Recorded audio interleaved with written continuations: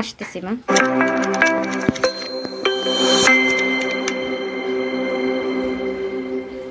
এক ঘন্টা 47 মিনিট। আসসালামু আলাইকুম সুপ্রিয় চিকিৎসকবৃন্দ, যারা আজকে এই মুহূর্তে আমাদের এই ক্লাসটিতে সংযুক্ত আছেন সবাইকে স্বাগত জানাচ্ছি আজকের এই ক্লাসে।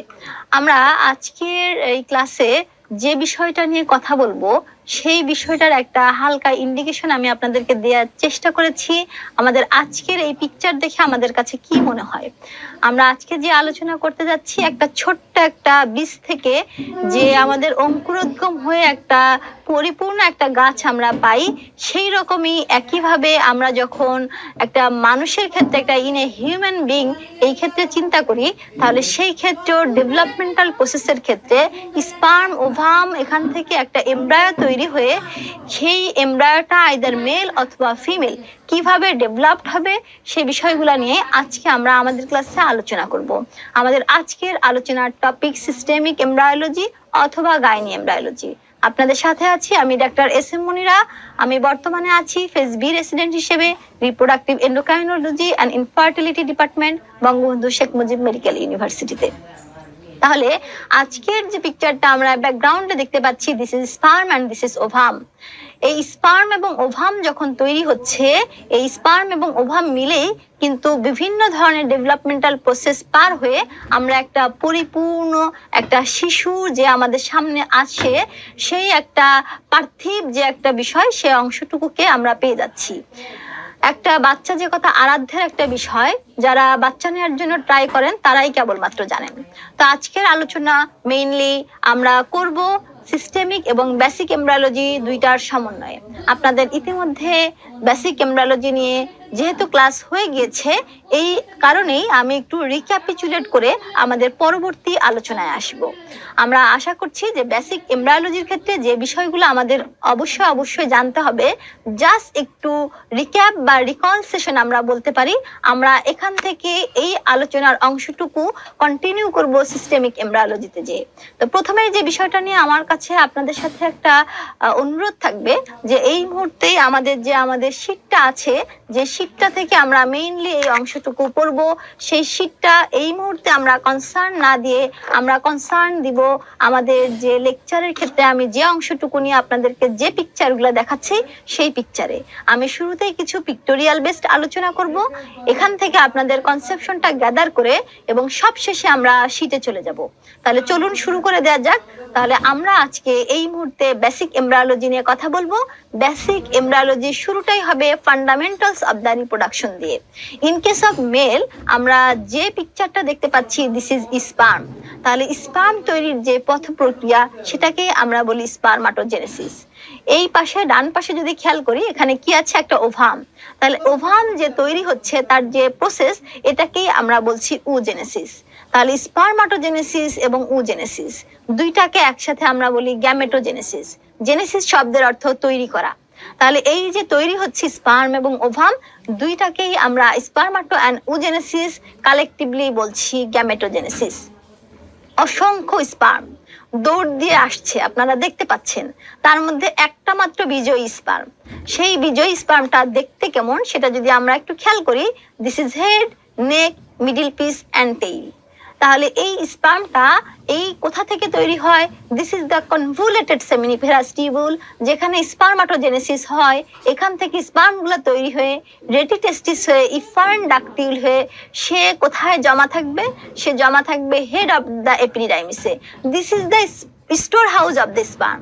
তাহলে স্টোর হাউস হিসেবে কে কাজ করবে, হেড অফ দ্য এপিডিডাইমিস। এখানে স্পার্মগুলা জমা থাকবে, এখানে স্পার্মগুলা মোটিলিটি গেইন করে। This is the SBA question of FCPS part 1। তাহলে স্পার্মগুলো এখানে থাকে, এখানে সে তার মোটিলিটিটা অ্যাচিভ করে। যখন প্রয়োজন হয় তখন কি হবে, স্পার্মগুলো এখান থেকে ভাঁজ ডিফারেন্স হয়ে সামনের দিকে এগিয়ে এসে সেমিনাল ভেসিকল থেকে সেমিনাল ফ্লুইডগুলো অ্যাড হয়ে তাকে একটা ফেল্টিক এনভায়রনমেন্ট দিবে। অ্যাট লাস্ট সেই ইজাকুলেটরি ডাক দিয়ে বাইরে থ্রু দ্য পিনাইল ইউরেথ্রা সে এক্সিট হবে। তাহলে this is the pathway of spermatogenesis এবং যে স্পার্মগুলো আসে তাদের এক্সিটের প্রক্রিয়া। এই স্পার্মগুলো যখন বাইরে আসে তখন সে কোথায় এমবেডেড হবে, in the female genital tract. Female genital ট্র্যাক্টে এসে এই স্পার্মগুলার কিছু কন্ডিশনিং অফ দ্য স্পার্ম হয়। This conditioning of the sperm is called capacitation. তাহলে আমরা স্পার্মগুলা যখন আমাদের মোটিলিটি অর্জন করলো, স্টোর হাউস হিসেবে এপিডিডাইমিসে থাকলো, সে যখন এক্সিট হলো, এই স্পার্মগুলা ফিমেল জেনিটাল ট্র্যাক্টে এক্সিট হবে, তাদের কিছু কন্ডিশনিং হবে। এই কন্ডিশনিং হওয়ার পরবর্তীতে সেই স্পার্মগুলা কি হবে, এই ক্যাপাসিটেড স্পার্মগুলাই কেবলমাত্র আমাদের ফিমেল জেনিটাল ট্র্যাক্ট থেকে সে উপরের দিকে এন্ট্রি নেওয়ার একটা সুযোগ পাবে। তাহলে এই স্পার্মগুলা যখন স্পার্ম এবং ওভাম, অসংখ্য স্পার্ম চলে আসছে, কার কাছে আসছে? ওভামের কাছে আসলো। কিন্তু ওভামের কাছে আসার পরে সব স্পার্ম কি এন্ট্রি নিতে পারবে? কখনোই না। যে কোনো একটা স্পার্ম এন্ট্রি নিতে পারবে, বাকিগুলা কি হবে? রিজেক্ট হয়ে যাবে। তাহলে এই যে একটা স্পার্ম যাচ্ছে, এন্ট্রি নিচ্ছে আমাদের ওভামের কাছে, যে তো এই ওভামটা থাকে কোথায়, বা এই ওসাইটটা কোথায় থাকে? Inside the Graafian follicle. তাহলে আমরা একটা গ্রাফিয়ান ফলিকলের স্ট্রাকচার দেখি এই মুহূর্তে। তাহলে আমরা দেখতে পাচ্ছি একটা গ্রাফিয়ান ফলিকল। সেই গ্রাফিয়ান ফলিকলের যদি আউটার টু ইনওয়ার্ড আমরা স্ট্রাকচারের কথা চিন্তা করি, বাইরের যে সেলগুলো আছে এই spiral shape cell, this is called theca cell. কি ধরনের সেল বলেছি?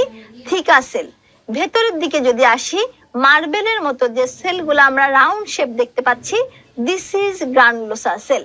This is granulosa cell. এই গ্রানুলোসা সেলগুলো যখন একপাশে কম্প্যাক্টেড অবস্থায় থাকে, এটাকে আমরা বলি কুমুলাস ওফরাস। কি বলছি? কুমুলাস ওফরাস। এই কোশ্চেনটাই একবার এসবিআই হিসেবে গাইনি পরীক্ষায় হচ্ছিল, যে গ্রানুলোসা সেলগুলা যখন একপাশে কম্পাইল করে থাকে, এই সেলগুলাকে আমরা কি বলি?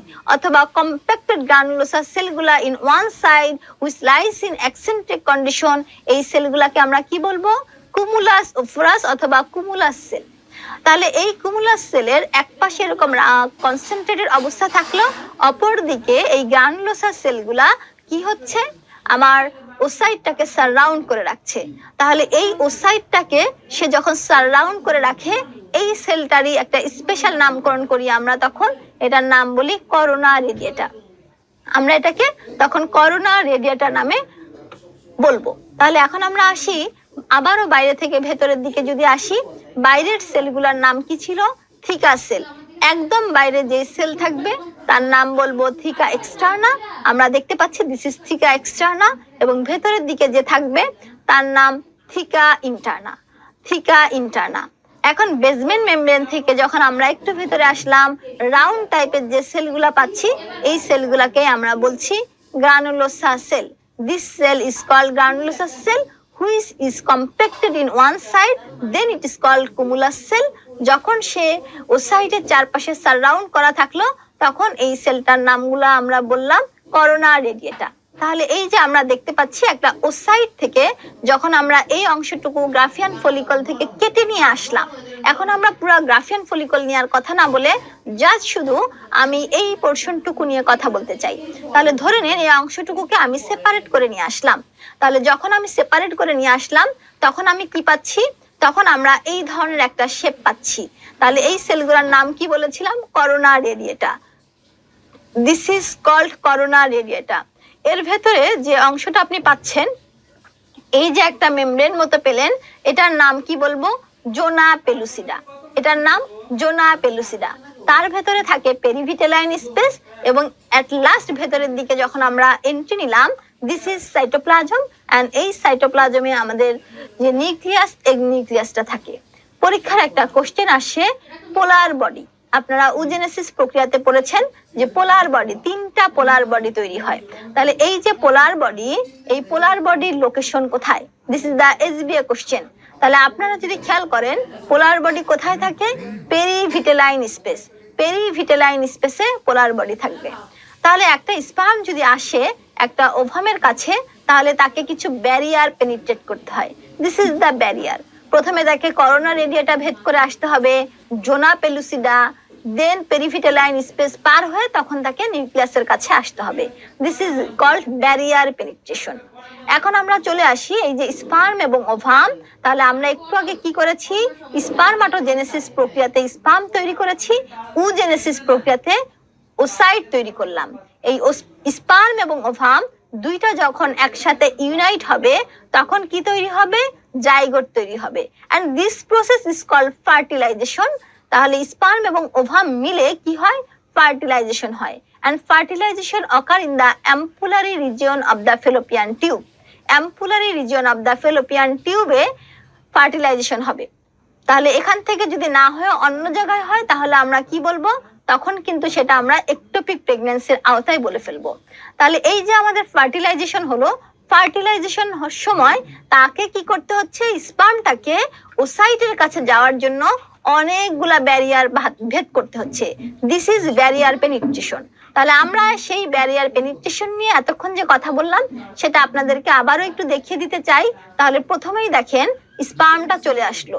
স্পার্মটা আসা মাত্রই সে কি কাজ করছে, সে প্রথমেই 1 নম্বরে এসে করোনা রেডিয়েটার যে সেলগুলা ছিল করোনা রেডিয়েটার কাছে আসলো, করোনা রেডিয়েটাকে ভেদ করার চেষ্টা করছে, তার পরবর্তীতে জোনা পেলুসিডা হয়ে ভেতরের দিকে এন্ট্রি নিচ্ছে।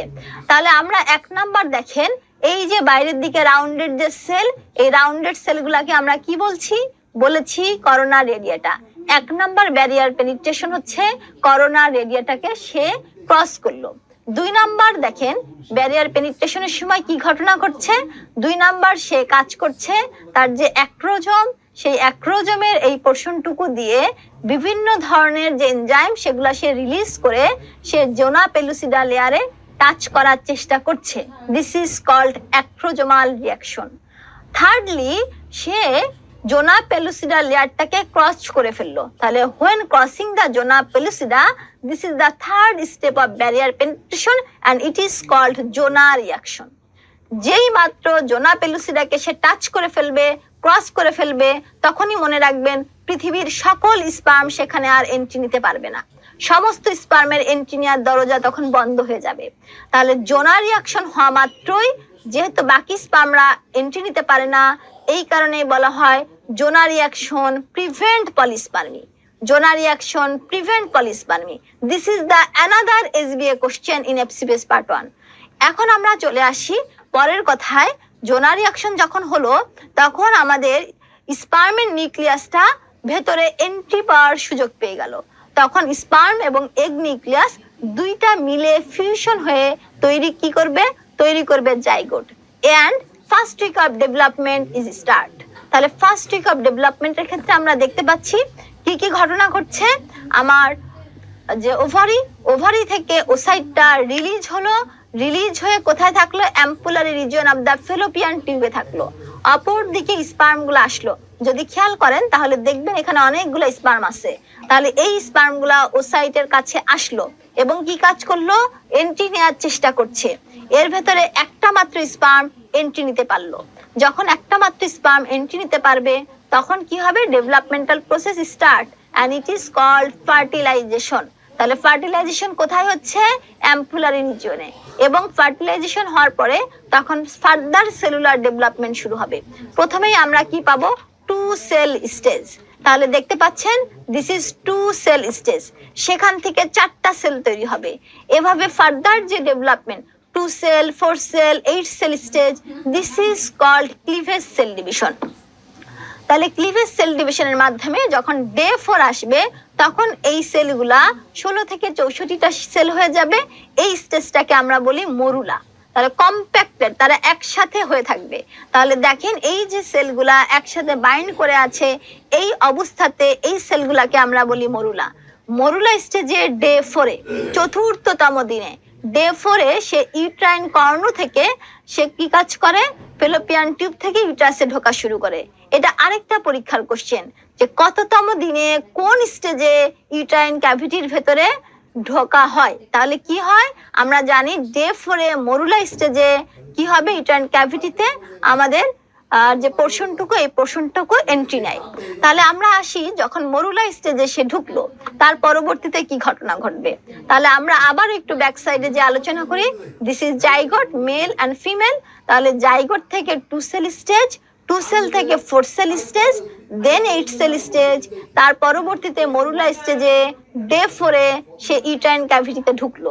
ঢোকা মাত্রই কি হবে, তাহলে কি হচ্ছে, ইউট্রাইন ক্যাভিটি তো তার জন্য একটা নতুন জায়গা, নতুন এনভায়রনমেন্ট। তাহলে মনে করেন তো আপনি আমি যদি কোনো একটা মেহমানের বাসায় বেড়াতে যাই, আমরা অ্যাজ এ গেস্ট, তখন কি হয়, যে কোনো আমাদের গেস্ট হিসেবে সেই বাড়ির লোকজন আমাদেরকে বসার সুযোগ দেয়, তাই না? আমরা বসা মাত্র অনেক দূর থেকে আসলাম, আমাদেরকে এক গ্লাস শরবত দেয়, যে পানিটা খান অথবা শরবতটা খান, বসেন। তখন কি হবে, মরুলা স্টেজে সে যখন ইউট্রাসের ঘরের ভেতর ঢুকলো, তখন যে বিষয়টা হবে, এই ইউট্রাসের ঘর কি কাজ করবে, ইউট্রাস তাকে এক গ্লাস পানি খেতে দিবে। তখন এই মরুলার ভেতরে দেখেন কিছু ফ্লুইড এন্ট্রি নিল, তাহলে এই ফ্লুইড গুলা ঢুকলো। দিস ফ্লুইড হচ্ছে ইউট্রাইন ইটসেলফ যে সিক্রেশন, সেই সিক্রেশন গুলা। যখন এই ফ্লুইড গুলা এন্ট্রি নিবে, তখন মরুলা স্টেজের যে সেলগুলা ছিল, তখন তারা রিঅ্যারেঞ্জ হওয়ার সুযোগ পায়। কিছু সেল একদিকে এক পাশে থাকবে, আর পেরিফেরির দিকে কিছু সেল থাকবে। যখন একটা সেলুলার আর্কিটেকচার এরকম হবে, তখন সেই স্টেজটার নাম আমরা বলবো ব্লাস্টোসিস্ট। কি নাম বলবো? ব্লাস্টোসিস্ট। তাহলে মরুলা স্টেজে সে ঘরে ঢুকলো, ঢোকার পরে সেলুলার রিঅ্যারেঞ্জমেন্ট হয়ে আমরা কি পাচ্ছি? ব্লাস্টোসিস্ট পাচ্ছি। তাহলে আপনাকে তো পানি খেতে দেয়া শেষ, এরপরে কি কাজ? বলা হবে যে বসেন। তাহলে বসতে দেওয়ার জন্য ইউট্রাস তার কোন জায়গাটুকু বেছে নিবে? posterior wall of the uterus near the fundus. This is the implantation site. কবে শুরু হবে? 5.5 অথবা 6তম দিনে। কমপ্লিট হবে কবে ইমপ্লান্টেশন? 11 থেকে 12তম দিনে। 11 থেকে 12তম দিনে। তাহলে আমরা আবারও দেখছি, এই পিকচারটার নাম কি আপনারা নিজেই বলেন। দিস ইজ জাইগোট, তাই না? জাইগোট থেকে কি হয়েছে? 2 সেল স্টেজ। আমরা দেখতে পাচ্ছি this is 2 cell stage. 2 cell stage থেকে ফার্দার সেলুলার ডিভিশন হয়ে সে আসলো কি হিসাবে? মরুলা হিসেবে। মরুলা হিসাবে কোথায় থাকে? ফেলোপিয়ান টিউবে। পিছনে নিচের দিকে তাকিয়ে দেখেন, ফেলোপিয়ান টিউবের সিলিয়ারি বেড আপনারা দেখতে পাচ্ছেন। তারপরে মরুলা থেকে সে কোথায় যাবে? ইউটারাইন ক্যাভিটিতে। এখন সারাউন্ডিং স্ট্রাকচারের দিকে তাকালেই আপনি বুঝতে পারবেন দিস ইজ এ হলো ক্যাভিটি। তার মানে কোথায় সে গিয়েছে? ইউটারাইন ক্যাভিটিতে ঢুকে গিয়েছে। তাহলে ইউটারাইন ক্যাভিটিতে যাওয়ার পরে এই মরুলা যে কম্প্যাক্টেড অনেকগুলা সেলুলার মাস অবস্থায় ছিল, তখন কি হবে? ইউট্রাসের ভেতরে যাওয়ার পরে তখন ইউট্রাস তাকে কিছু ফ্লুইড দিবে, তাই না? সেই ফ্লুইড খাওয়ার পরে কি হবে? সেলুলার রিঅ্যারেঞ্জমেন্ট হচ্ছে। এই যে সেলুলার রিঅ্যারেঞ্জ হয়ে আপনারা দেখতে পাচ্ছেন কিছু সেল পেরিফেরিতে চলে গিয়েছে, কিছু সেল এক্সেন্ট্রিক কন্ডিশনে আছে। তাহলে আমরা যখন এই রকম একটা রিঅ্যারেঞ্জ হলো, এই পুরা অ্যাজ এ হোল এটাকে কি বলছি? ব্লাস্টোসিস্ট বলছি। এখন যেহেতু কিছু সেল এক কর্নারে এবং কিছু সেল বাইরের দিকে থাকলো, এদের নাম আমরা কি বলবো? যেই সেল বাইরে আছে এর নাম বলবো আউটার সেল মাস। কি নাম? Outer cell mass. যে সেলগুলো এক কর্নারে থাকলো এক্সেন্ট্রিক অবস্থায়, যেহেতু ভেতরের দিকে আছে, এর নাম বলবো ইনার সেল মাস। কি নাম? Inner cell mass. এখন এদেরকে আমি আরেকটা নামে ডাকতে চাই। কি ঘটনা ঘটে? এরা মনে করে যে আমার একটা নামে পছন্দ হচ্ছে না, আমি আরেকটা নাম আমার দিলে ভালো হয়। তাহলে আউটার যে সেল মাস, এই সেল মাসের নাম কি আরেকটা দিতে পারি আমরা? ট্রোপোব্লাস্ট। ট্রোপোব্লাস্ট। এবং ইনার যে সেল মাস, ইনার সেল মাসের আরেকটা নাম আমরা দিতে পারি এমব্রায়োব্লাস্ট। তাহলে এমব্রায়োব্লাস্ট নাম শুনেই বুঝতে পারছেন এখান থেকে এমব্রায়ো তৈরি হবে। তার মানে কি ঘটনা? তাহলে আমরা এখান থেকে এমব্রায়োব্লাস্ট থেকে ফার্দার এমব্রায়ো তৈরি হবে। আর ট্রোপোব্লাস্ট থেকে কি তৈরি হবে? ট্রোপোব্লাস্ট থেকে পরবর্তীতে তৈরি হয় ফার্দার প্লাসেন্টা। ট্রোপোব্লাস্ট থেকে কি আসবে? ট্রোপোব্লাস্ট থেকে আসবে প্লাসেন্টা। আর এমব্রায়োব্লাস্ট থেকে কি আসবে? এমব্রায়ো তৈরি হবে। এখন একটা চমৎকার জিনিস খেয়াল করেন। তাহলে এখানে যদি আমার এমব্রায়োব্লাস্ট থেকে একটা এমব্রায়ো তৈরি হয়, তাহলে জন্মের শুরুতে we are surrounded by placenta. তাহলে কি ঘটনা ছিল? আমি গ্রামাঞ্চলে যেটা বলে ফুল, তাই না? তাহলে আমাদের একটা বিষয় কি, প্লাসেন্টার ভেতরে কিন্তু একটা এমব্রায়ো ছিল। পরবর্তীতে আস্তে আস্তে যে বিষয়টা হবে, এই যে পোর্শনটুকু প্লাসেন্টার, এই বাকি পোর্শনটুকু অ্যাবলিশ হয়ে যেতে থাকে। অ্যাবলিশ হয়ে শুধুমাত্র এই অংশটুকুই পারসিস্ট করে যায়। তাহলে এই অংশটুকু পারসিস্ট করে যায়, আর এমব্রায়োটা এখানে থেকে যায়, কানেকশন হবে বাই আমবিলিকাল কর্ড। তাহলে এই অংশটুকু প্লাসেন্টার, এই অংশটুকু পরবর্তীতে বাদ হয়ে যাবে। তাহলে কি ঘটনা শিখলাম আমরা এখান থেকে? আমরা শিখলাম একদম শুরুতে কি ছিল? একদম শুরুতে আমরা জাইগোট থেকে 2 সেল 4 সেল স্টেজ, সেখান থেকে আমরা মরুলা পেয়েছি। মরুলা থেকে আমরা দেখেছি সেলগুলা রিঅ্যারেঞ্জ হয়েছে, যার নাম বলেছি ব্লাস্টোসিস্ট। ব্লাস্টোসিস্ট থেকে এক কর্নারের সেলগুলাকে আমরা বলেছি এমব্রায়োব্লাস্ট, এই সেলগুলাকে আমরা বলেছি ট্রোপোব্লাস্ট। তাহলে this is embryoblast and this is trophoblast. তাহলে এমব্রায়োব্লাস্ট থেকে তৈরি হবে এমব্রায়ো এবং ট্রোপোব্লাস্ট থেকে তৈরি হবে প্লাসেন্টা। কি তৈরি হবে? প্লাসেন্টা।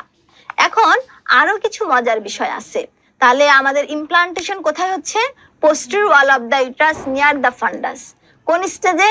ব্লাস্টোসিস স্টেজে। কততম দিনে শুরু হচ্ছে? 5.5 থেকে 6তম দিনে। কমপ্লিট হচ্ছে কবে? 11 থেকে 12তম দিনে। এখন আমরা আসি, যখন এই রকম একটা অবস্থায় আছে, এই সেলুলার অবস্থায় থাকার পরে পরবর্তীতে কি হয়? তাহলে আমাদের যখন আমরা খেয়াল করছি ব্লাস্টোসিস্ট, এটার নাম কি বলেছি? ব্লাস্টোসিস্ট। ব্লাস্টোসিস্টের বাইরের দিকের পোর্শনের নাম কি? ট্রোপোব্লাস্ট। আর ভেতরের দিকের পোর্শনের নাম এমব্রায়োব্লাস্ট। এমব্রায়োব্লাস্ট দুই ভাগে ভাগ হয়। এমব্রায়োব্লাস্ট দুই ভাগে ভাগ হয়ে কি তৈরি করবে? উপরের দিকের যে সেল, এই সেলগুলা কলামনার সেল, এদের নাম হবে এপিব্লাস্ট, এবং নিচের দিকের যে সেল, এদের কিউবয়েডাল সেল, এদের নাম হবে হাইপোব্লাস্ট। এখন আসি, এমব্রায়োব্লাস্ট যখন দুই ভাগে ভাগ হয়েছে, অ্যাজ লাইক ট্রোপোব্লাস্টও দুই ভাগে ভাগ হবে। ট্রোপোব্লাস্ট ভাগ হয়ে কি কাজ করবে? উপরের দিকের যে সেল থাকবে, বাইরের দিকের যে সেল থাকবে, তার নাম সিনসাইটোট্রোপোব্লাস্ট, এবং ভেতরের দিকে যে সেল থাকবে তার নাম সাইটোট্রোপোব্লাস্ট। তাহলে বাইরের দিকে সেলের নাম সিনসাইটো এবং ভেতরের দিকে সাইটোট্রোপোব্লাস্ট। এটাই আমি আপনাদেরকে এখন দেখাচ্ছি। তাহলে দেখেন, এই সেলগুলা পরবর্তীতে যখন ফার্দার ডেভেলপমেন্ট হলো, সব কিছু দুইটা করে তৈরি হলো। তাহলে আমাদের যখন বাইরের পোর্শন আসলাম, তাহলে এই অংশটুকু আমার মেইনলি বাইরের পোর্শন, যেটা ছিল ট্রোপোব্লাস্ট, এবং এইটুকু মেইনলি আমার এমব্রায়োব্লাস্টের পোর্শন। তাহলে ট্রোপোব্লাস্ট যখন দুই ভাগে ভাগ হয়েছে, তাহলে এই পোর্শনটার নাম কি বলবো? সাইটোট্রোপোব্লাস্ট। এবং একদম বাইরের যে পোর্শন, দিস ইজ সিনসাইটোট্রোপোব্লাস্ট। তাহলে এইটুকুই দেখেন আপনাদেরকে দেখানো হচ্ছে। আমরা যখন দেখাচ্ছি একদম বাইরে কে আছে? সিনসাইটোট্রোপোব্লাস্ট। This is syncytiotrophoblast. ভেতরের দিকে কে আছে? This is cytotrophoblast. এখন আসি যে এমব্রায়োব্লাস্টের কি অবস্থা। এমব্রায়োব্লাস্টও দুই ভাগে ভাগ হয়েছে। উপরের দিকের এই সেলের নাম কি? এপিব্লাস্ট। নিচের দিকের ইয়েলো কালারের এই সেলের নাম হাইপোব্লাস্ট। তাহলে আমরা পেয়ে গেলাম এপিব্লাস্ট এন্ড হাইপোব্লাস্ট। তাহলে বাইরের দিকে সিনসাইটোট্রোপোব্লাস্ট এবং ভেতরে cytotrophoblast, which is the part of trophoblast. এখন আসি, আবারও বলছি যে ভেতরের দিকে কে ছিল? এমব্রায়োব্লাস্ট। সে দুই ভাগে ভাগ হয়ে উপরে এপিব্লাস্ট, নিচে হাইপোব্লাস্ট। তাহলে এই কয়টা অংশ আমরা পেয়ে গেলাম। একই সাথে এরকম যখন হয়, উপরে একটা ক্যাভিটি পাই আর নিচে আরেকটা ক্যাভিটি পাই। উপরের ক্যাভিটির নাম অ্যামনিওটিক ক্যাভিটি এবং নিচের ক্যাভিটির নাম ইয়ক স্যাক ক্যাভিটি। তাহলে এই কয়েকটা জিনিস আমাদের ডেভেলপমেন্টালি শুরু হলো ফার্স্ট উইক অফ ডেভেলপমেন্ট থেকে। এই যে সেলুলার ডিভিশন হয়, সে সেকেন্ড উইকের দিকে এন্ট্রি নিচ্ছে। এই পিকচারটা আমাদের দত্ত বইয়ের পিকচার। তাহলে আমরা সেই অংশটুকুই দেখাচ্ছি আপনাদেরকে। একটা ব্লাস্টোসিস্ট যখন দুই ভাগে ভাগ হচ্ছে, তখন কি কি হচ্ছে। তাহলে অলরেডি আপনি এখন জানেন। তাহলে আমাদের ট্রোপোব্লাস্টকে আমরা প্রথমে চিন্তা করছি। তাহলে ট্রোপোব্লাস্ট যখন দুই ভাগে ভাগ হয়, আউটার কি? আউটার সিনসাইটোট্রোপোব্লাস্ট এবং ভেতরের দিকে কি? সাইটোট্রোপোব্লাস্ট। এপিব্লাস্টে আসি। এপিব্লাস্টে বলেছি উপরের দিকে কলামনার যে সেল, এগুলা কি? এপিব্লাস্ট। নিচের দিকে এই সেলের নাম হাইপোব্লাস্ট। আর কি তৈরি হয়েছে? ইয়ক স্যাক ক্যাভিটি এবং অ্যামনিওটিক ক্যাভিটি। উপরেরটা অ্যামনিওটিক ক্যাভিটি, নিচেরটা ইয়ক স্যাক ক্যাভিটি। তাহলে সেকেন্ড উইক অফ ডেভেলপমেন্টে সবকিছুই দুইটা করে তৈরি হয়, এই জন্য এটার নাম উইক অফ টুস। তাহলে এতক্ষণ ধরে আমরা যা পড়েছি, একটা যদি সামারি টানি, তাহলে দেখেন স্পার্ম এবং ওভাম দুইটা মিলে তৈরি হলো জাইগোট। জাইগোট থেকে টু সেল, এবং অ্যাট লাস্ট মরুলা যখন হলো, তখনই ফেলোপিয়ান টিউব থেকে ডে 4-এ 3 থেকে 4তম দিন অথবা ডে 4-এ সে ইউট্রাইন ক্যাভিটিতে এন্ট্রি নিল। তখন তার নাম হচ্ছে ব্লাস্টোসিস্ট। ব্লাস্টোসিস্ট দুই ভাগে ভাগ হলো, এমব্রায়োব্লাস্ট এন্ড ট্রোপোব্লাস্ট। ট্রোপোব্লাস্ট মানে কি? ট্রোপোব্লাস্টের আরেক নাম হচ্ছে প্লাসেন্টা। তাহলে ট্রোপোব্লাস্ট দুই ভাগে ভাগ হয়। বাইরে যে থাকে তার নাম সিনসাইটোট্রোপোব্লাস্ট, ভেতরে যে থাকে তার নাম সাইটোট্রোপোব্লাস্ট। এখন আসেন এমব্রায়োব্লাস্ট। তাহলে এমব্রায়োব্লাস্টের ক্ষেত্রে বলেছিলাম যে আমরা কলামনার সেল পাচ্ছি, দিস ইজ এপিব্লাস্ট, এবং যে কিউবয়েডাল সেল পাচ্ছি, দিস ইজ হাইপোব্লাস্ট। তাহলে এখান থেকে এপিব্লাস্ট থেকে কি তৈরি হচ্ছে, এই পর্যন্ত হচ্ছে আমাদের সেকেন্ড উইক অফ ডেভেলপমেন্ট। তাহলে এপিব্লাস্ট এবং হাইপোব্লাস্ট যখন পাচ্ছি, এই পোর্শনটুকুকে আমরা বলবো বাইল্যামিনার জার্ম ডিস্ক। বাইল্যামিনার জার্ম ডিস্ক এতটুকু যদি আমাদের ক্লিয়ার হয়, তাহলে আমরা ফার্দার ডেভেলপমেন্টে চলে যাচ্ছি। দিস ইজ এমব্রায়োনিক পিরিয়ড অথবা টেরাটোজেনিক পিরিয়ড অথবা পিরিয়ড অফ অর্গানোজেনেসিস। তাহলে এখন আমাদের কি হবে, এখন এই যে আমাদের আমরা পেয়ে গিয়েছিলাম এপিব্লাস্ট, হাইপোব্লাস্ট, তাই না? তাহলে দেখেন এই সেলগুলাই, তাহলে এপিব্লাস্টের যে সেলগুলা একটু খেয়াল করবেন, এপিব্লাস্টের সেলগুলা কি টাইপের কালার, ব্লু টাইপ কালার, তাই না? এবং হচ্ছে হাইপোব্লাস্টের সেলগুলা কি টাইপের কালার, ইয়েলো টাইপ কালার। এখন এই অংশটুকু যদি আমরা একটু খেয়াল করি, এপিব্লাস্টটা কি হবে, এপিব্লাস্ট ফার্দার ডেভেলপমেন্ট হবে। সেই ডেভেলপমেন্টটুকুই হচ্ছে ফার্দার ডেভেলপমেন্ট হয়ে এপিব্লাস্ট তৈরি করছে একটোডার্ম। নিচের দিকে হলুদ কালারের ছিল হাইপোব্লাস্ট, সে কি তৈরি করছে, সে ফার্দার ডেভেলপমেন্ট হয়ে তৈরি করছে এন্ডোডার্ম। সে কি তৈরি করবে, সে তৈরি করবে এন্ডোডার্ম। এখন একটোডার্মের কিছু সেল ভেতরের দিকে প্রলিফারেট হয়ে মাইগ্রেট করে ইন বিটুইন দেম সে কি তৈরি করবে, সে তৈরি করবে মেজোডার্ম। তাহলে আমরা যদি বলি, তাহলে ব্যাপারটা কি ঘটনা ঘটলো, এপিব্লাস্ট এবং হাইপোব্লাস্ট। তাহলে এপিব্লাস্টের সেলগুলা এই রকম ছিল, তাই না? তাহলে এপিব্লাস্টের সেলগুলা উপরের দিকে প্রলিফারেট করে তৈরি করে ফেলবে একটোডার্ম, এবং হাইপোব্লাস্টগুলা প্রলিফারেট হয়ে তৈরি করবে এন্ডোডার্ম। মূল বিষয় হচ্ছে এইটুকু। এখন ইন বিটুইন দেম একটোডার্মের কিছু সেল ভেতরের দিকে প্রলিফারেট হয়ে তৈরি করবে মেজোডার্ম। তাহলে সেই জিনিসটুকে আপনারা দেখতে পাচ্ছেন, এপিব্লাস্ট তৈরি করলো একটোডার্ম, হাইপোব্লাস্ট তৈরি করলো এন্ডোডার্ম, এবং একটোডার্ম থেকে কিছু সেল ভেতরের দিকে এসে তৈরি করলো মেজোডার্ম। এটাই একটা এসবিএ পরীক্ষার কোশ্চেন ছিল মাঝখানে গত 1-2 সেশন আগে, যে এপিব্লাস্ট থেকে তাহলে কি কি তৈরি হবে, একটোডার্ম এবং মেজোডার্ম তৈরি হবে।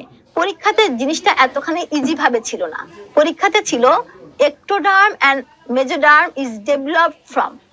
তাহলে কোথা থেকে আসতেছে, এপিব্লাস্ট থেকে। তাহলে আপনাকে যদি আমি সহজ করে জিজ্ঞাসা করি এপিব্লাস্ট থেকে কে কে আসে, আপনার জন্য অ্যান্সার দেওয়া সহজ।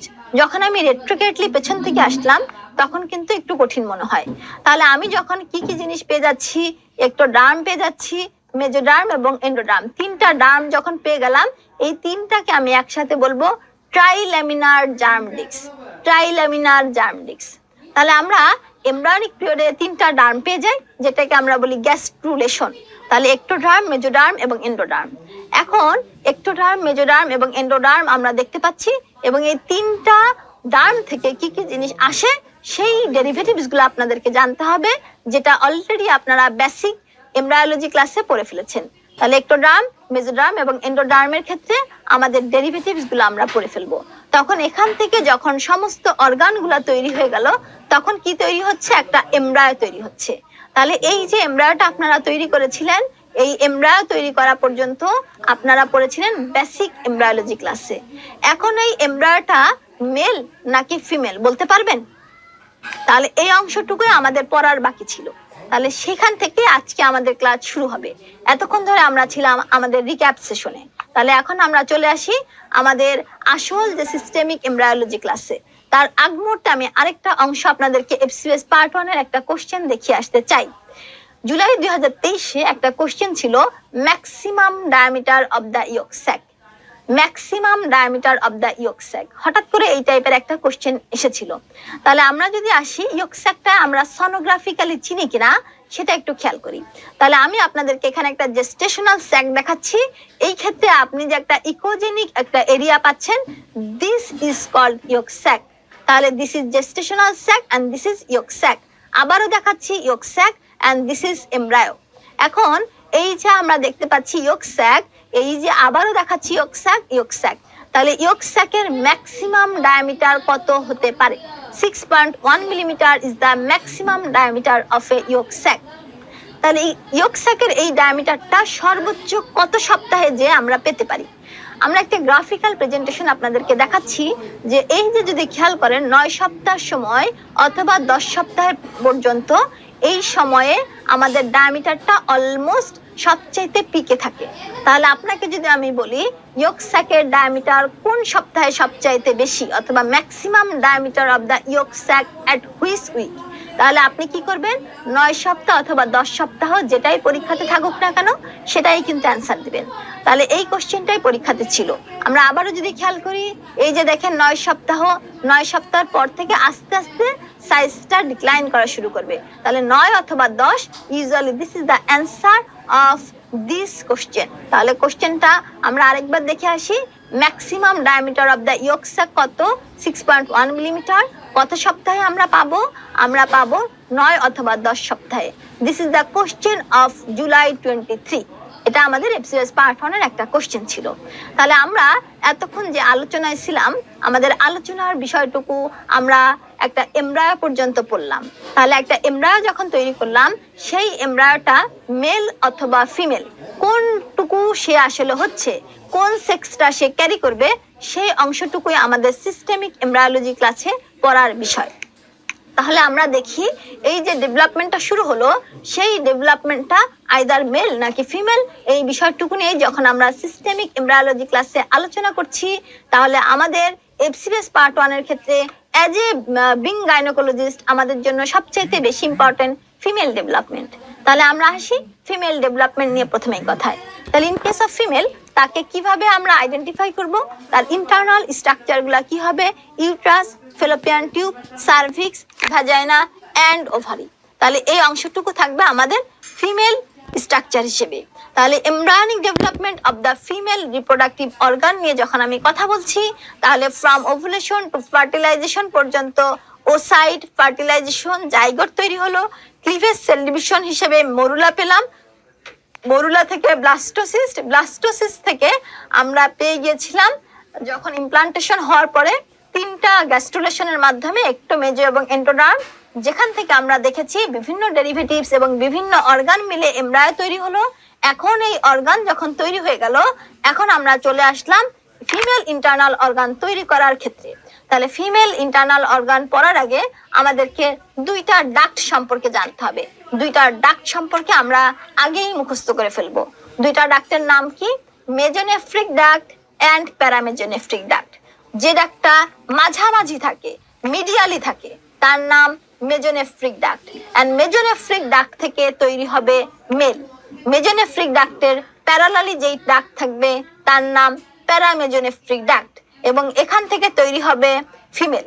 তাহলে মনে রাখেন তো যে মাঝখানে আছে তার নাম কি, মেজোনেফ্রিক, এবং তার প্যারালালি যখন থাকে তার নাম কি হবে, প্যারামেজোনেফ্রিক। তাহলে প্যারালালি থাকার কারণে তার নাম হয়েছে প্যারামেজোনেফ্রিক। তাহলে আমরা দেখতে পাচ্ছি দিস ইজ মেজোনেফ্রিক ডাক্ট এবং তার প্যারালালি আছে কে, প্যারামেজোনেফ্রিক ডাক্ট। তাহলে এফসিএস পার্ট 1 এর ক্ষেত্রে আমাদের এই 2টা জেনিটাল ডাক্ট ইনফিনিটি স্টার। তাহলে আমরা দেখতে পাচ্ছি মেজোনেফ্রিক এবং প্যারামেজোনেফ্রিক duct. Mesonephric duct is responsible for male development and paramesonephric duct is responsible for female development. যদি একটা মেল ডেভেলপমেন্ট হয় তাহলে তার ইন্টারনাল স্ট্রাকচার হিসেবে আপনি কি পাবেন বলেন তো, মেলের ইন্টারনাল স্ট্রাকচার কি? তাহলে মেলদের ক্ষেত্রে আমরা যদি চিন্তা করি তাহলে মেলের ইন্টারনাল স্ট্রাকচার হিসেবে আমরা কি পাবো, আমরা পাবো এখানে তো টেস্টিস আছে, টেস্টিস তো বাইরে থাকলো, তাহলে আমাদের ভেতরে কি পাচ্ছি, এপিডিডাইমিস পাচ্ছি। তাহলে এপিডিডাইমিস, এখান থেকে ভাঁজ ডিফারেন্স, এখান থেকে seminal vesicle and ejaculatory duct. তাহলে এই অংশটুকু মেলের ইন্টারনাল স্ট্রাকচার। ফিমেলের ক্ষেত্রে কেন আপনি তাকে ফিমেল বলবেন, কারণ ফিমেলের ইন্টারনাল স্ট্রাকচার যদি থাকে তাহলেই তাকে আমরা ফিমেল বলবো। তাহলে ফিমেলের ইন্টারনাল স্ট্রাকচার কি কি আছে, uterus, fallopian tube, cervix, vagina, ovary, এরা হচ্ছে ফিমেল স্ট্রাকচার। তাহলে আমি যখন একটা ফিমেল তৈরি করতে যাচ্ছি তাহলে কোন স্ট্রাকচারটা আমার জন্য রেসপন্সিবল, প্যারামেজোনেফ্রিক ডাক্ট। তাহলে মনে রাখবেন মেজোনেফ্রিক ডাক্ট থেকে মেলের ইন্টারনাল স্ট্রাকচার তৈরি হবে, প্যারামেজোনেফ্রিক ডাক্ট থেকে ফিমেলের ইন্টারনাল স্ট্রাকচার তৈরি হবে। তাহলে এতটুকু যদি তো মুখস্থ হয় আমাদের, মেল মেজোনেফ্রিক ডাক্ট থেকে মেল, প্যারামেজোনেফ্রিক ডাক্ট থেকে ফিমেল। তাহলে this two duct is so much important. প্রতিটা ডাক্টের আবার ভিন্ন ভিন্ন আরেকটা নাম আছে, সেই নামটুকু আমাদেরকে এখন জানতে হবে। তাহলে মেল ডেভেলপমেন্ট কেন হচ্ছে? মেজোনেফ্রিক ডাক্টের কারণে হচ্ছে। তাহলে মেজোনেফ্রিক ডাক্টের আরেকটা নাম উলফিয়ান ডাক্ট। আরেকটা নাম কি? Wolffian duct. তাহলে একসাথে আমার সাথে আবার উচ্চারণ করেন, মেল মেজোনেফ্রিক ডাক্ট, মেজোনেফ্রিক ডাক্টের আরেকটা নাম উলফিয়ান ডাক্ট। তাহলে আমাদের তো এই মেজোনেফ্রিক ডাক্ট এবং উলফিয়ান ডাক্ট মনে নাও থাকতে পারে। তাহলে এটা মনে রাখার একটা সহজ বুদ্ধি আপনাদেরকে শিখিয়ে দিচ্ছি। মেশো মশাই কি নিয়ে যায়? উলফ নিয়ে যায়। তাহলে মেশো মশাই কোথায় যাচ্ছে? ধরে নিলাম কোথাও বেড়াতে যাচ্ছে, সে নিয়ে যাচ্ছে কি? উলফ নিয়ে যায়। তাহলে মেশো মশাই উলফ নিয়ে যায়। তাহলে কি হচ্ছে? যাহা মেজোনেফ্রিক ডাক্ট তাহাই উলফিয়ান ডাক্ট। তাহলে মেজোনেফ্রিক ডাক্ট থেকে কি হবে, অথবা উলফিয়ান ডাক্ট থেকে কোন ডেভেলপমেন্ট হবে? মেল ডেভেলপমেন্ট হবে। তাহলে এখন আমরা চলে আসি ফিমেল। তাহলে ফিমেল ডেভেলপমেন্ট কোথা থেকে হয়? ফিমেল ডেভেলপমেন্ট আপনারা এতক্ষণ ধরে শিখেছেন প্যারা মেজোনেফ্রিক ডাক্ট থেকে। কেন? হোয়াই দিস ইজ প্যারা? কারণ কি হয়, একটা জিনিস মনে রাখবেন, মেয়েরা কি কাজ করে? মেয়েরা প্যারা দিতে পছন্দ করে নাকি মেয়েরা প্যারা খায়? বলেন তো কি ঘটনা? যেটাই হোক, ঠিক আছে। তাহলে ফিমেল মানে কি? প্যারা মেজোনেফ্রিক ডাক্ট। ফিমেল মানে প্যারা মেজোনেফ্রিক ডাক্ট। তাহলে কি ঘটনা? এর আরেকটা নাম হচ্ছে মুলেরিয়ান ডাক্ট। কি নাম? প্যারা মেজোনেফ্রিকের অপর নাম মুলেরিয়ান ডাক্ট। তাহলে আরেকটা জিনিস আমরা মনে করতে পারি, এভরি ফিমেল তারা কি মনে করে? তারা শীতকালীন একটা ভেজিটেবল আছে, সেই ভেজিটেবল নাম কি? মূলা, তাই না? মূলা হয় পছন্দ করে অথবা অপছন্দ করে। বলেন তো আপনি পছন্দ করেন নাকি অপছন্দ করেন? মূলা তরকারি আপনার পছন্দ নাকি অপছন্দের তরকারি? ধরে নিলাম পছন্দের তরকারি। তাহলে ফিমেলরা কি পছন্দ করে? মূলা তরকারি পছন্দ করে। তাহলে আমরা আসি 1 নাম্বার কথা, মেয়েরা ধরে নিলাম প্যারা দেয় অথবা খায়। তাহলে কি? তাহলে আসি আমরা আমাদের ক্ষেত্রে ফিমেল ডেভেলপমেন্ট হচ্ছে প্যারা মেজোনেফ্রিক ডাক্ট থেকে। প্যারা মেজোনেফ্রিক ডাক্টের আরেক নাম মুলেরিয়ান ডাক্ট। তারা আদৌ মূলা তরকারি পছন্দ করে কি করে না, এটার বিতর্কে আমি না যে এই ডেভেলপমেন্টটা যে মুলেরিয়ান বা মূলা থেকে তৈরি হয় সেটার একটা প্রমাণ দেখাই, ঠিক আছে। তাহলে এখন আমরা দেখি দুইটা অর্গানের ক্ষেত্রে সাদৃশ্য দেখি। তাহলে দেখেন তো, হোয়াট ইজ দিস? যদি আমি বলি দিস ইজ ফেলোপিয়ান টিউব, এটা কি? এটা হচ্ছে আমাদের ফেলোপিয়ান টিউব। এরপরে আসেন, এই জিনিসটা কি দেখতে পাচ্ছেন? This is uterus and this is vagina. তাহলে দেখেন তো মিলেছে কিনা? তাহলে আমরা পাচ্ছি যে আর যেন কখনোই ভুল না হয়, ফিমেল ডেভেলপমেন্ট কোথা থেকে হবে? মুলেরিয়ান ডাক্ট থেকে। ফিমেল ডেভেলপমেন্ট কোথা থেকে হবে? প্যারা মেজোনেফ্রিক ডাক্ট থেকে। দুইটা ডাক্ট মুখস্থ করানোর জন্য কিন্তু এতক্ষণ এই প্রয়াস। তাহলে আমরা আসি, এই জিনিস কিন্তু কখনো ভুল করা যাবে না। তাহলে প্রথম দিকে যখন ডেভেলপমেন্টালি কি ঘটনা ঘটে? ডেভেলপমেন্টালি মেলও না ফিমেলও না।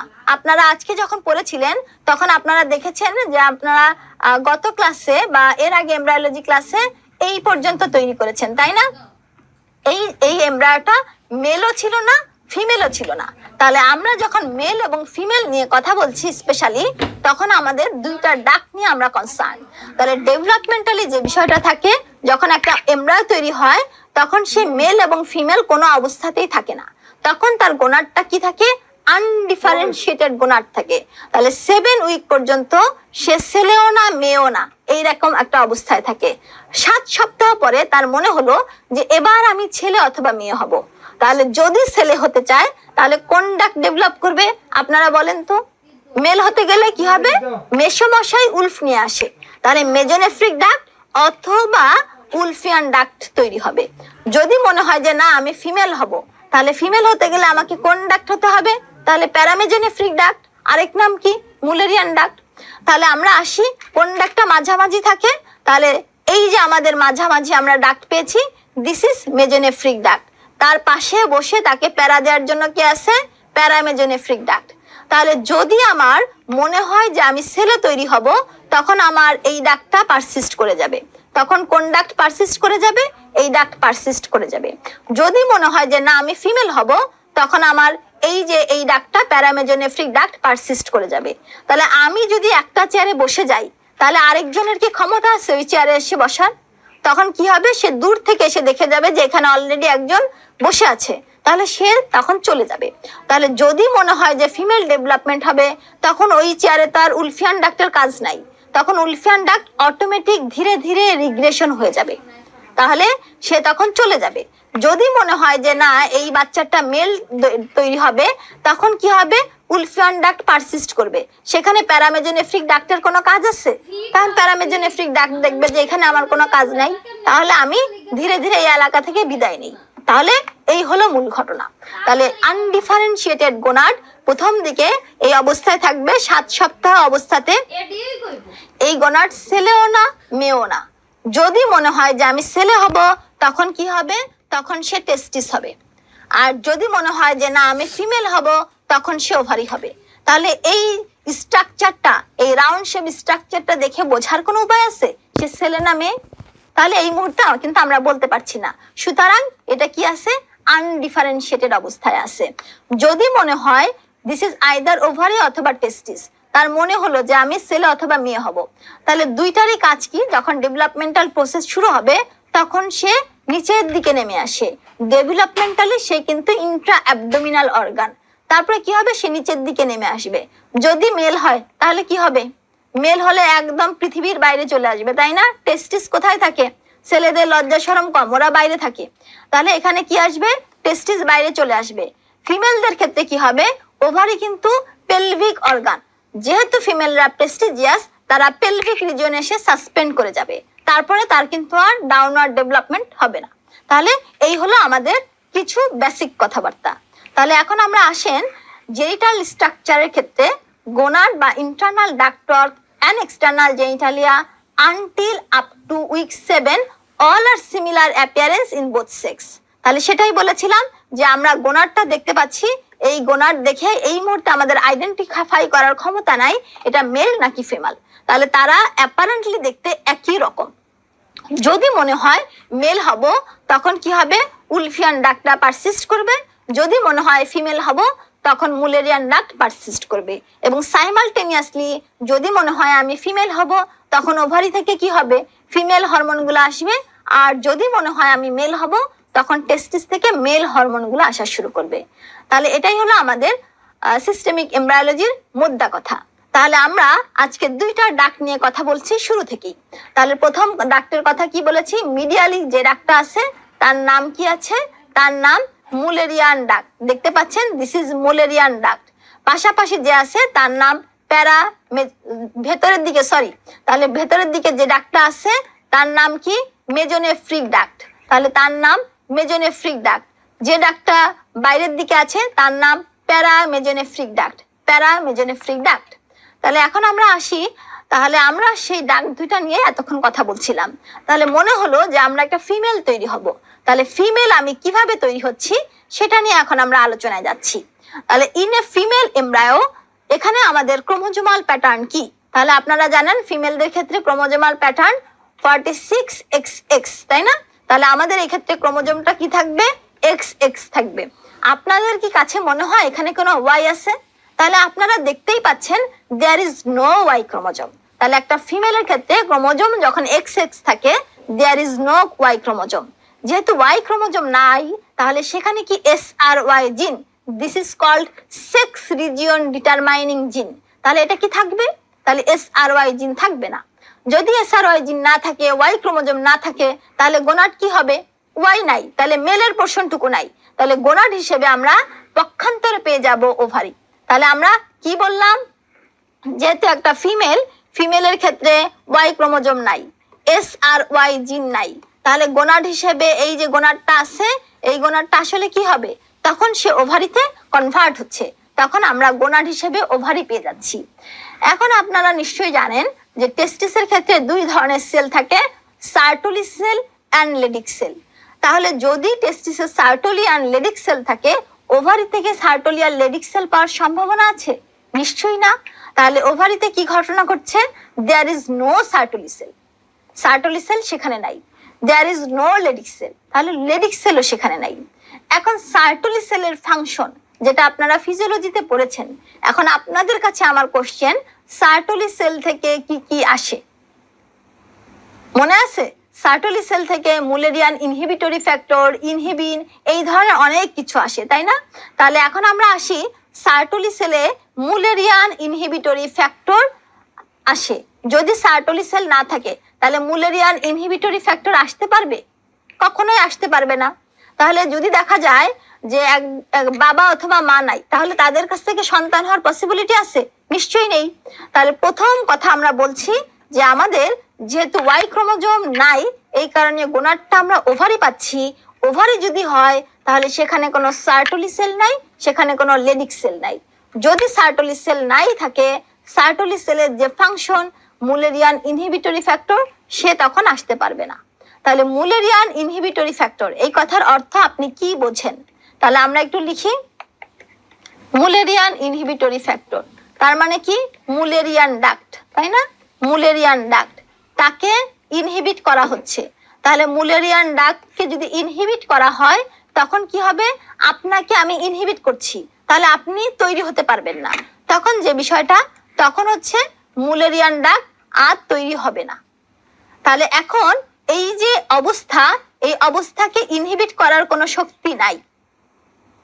এই জিনিসটাকে মুলেরিয়ান ইনহিবিটরি ফ্যাক্টরকে ইনহিবিট করার মতো কোনো শক্তি নাই। তাহলে কি হবে? সেই মুলেরিয়ান ডাক্ট আপন মহিমায় বিকশিত হবে। তাহলে আপনাকে একজন সারাক্ষণ ধাক্কা দিয়ে ফেলে দিতে চায়, তাহলে সেই ধাক্কা দিয়ে যে ফেলে দিতে চায় সেই লোকটাই নাই, তাহলে কি হবে? আপনি স্বমহিমায় বিকশিত হবেন।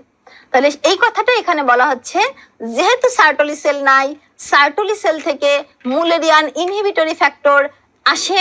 সার্টোলি সেল না থাকা মানে মুলেরিয়ান ইনহিবিটরি ফ্যাক্টর না আসা। তাহলে মুলেরিয়ান ইনহিবিটরি ফ্যাক্টর মুলেরিয়ান ডাক্টকে যে ইনহিবিট করবে, সেই ইনহিবিট করার মতো কেউ এখানে নাই। তাহলে কি হবে? তাহলে মুলেরিয়ান ডাক্ট তৈরি হয়ে যাবে। তাহলে মুলেরিয়ান ডাক্ট যদি তৈরি হয়ে যায় তখন আমরা কি পেয়ে যাব? মুলেরিয়ান ডাক্ট তৈরি হয়ে যাওয়া মানে ফিমেল সেই ইন্টারনাল স্ট্রাকচার পেয়ে যাচ্ছি। কি কি আমার ইন্টারনাল স্ট্রাকচার? আমাদের ইন্টারনাল স্ট্রাকচার হিসেবে কি আছে? As a female, uterus, fallopian tube, cervix and vagina. তাহলে আমরা এই জিনিসগুলা পেয়ে যাচ্ছি মুলেরিয়ান ডাক্ট থেকে। তাহলে মুলেরিয়ান ডাক্ট থেকে যদি আমি এই জিনিসগুলা পেয়ে যাই, একটা জিনিস মনে রাখবেন, এই মুহূর্তে আপার part of the ভাজাইনা pi, lower part ভিন্ন জায়গা থেকে আসবে, সেটা ভিন্ন আলোচনা, আমি একটু পরে আসছি সেই আলোচনায়। এখন আসি আমাদের, যদি আমরা এই পর্যন্ত শিখে ফেলি সার্টোলি সেলের কাহিনী, বাকি থাকলো লেডিক সেল। তাহলে লেডিক সেলের দশা কি হবে?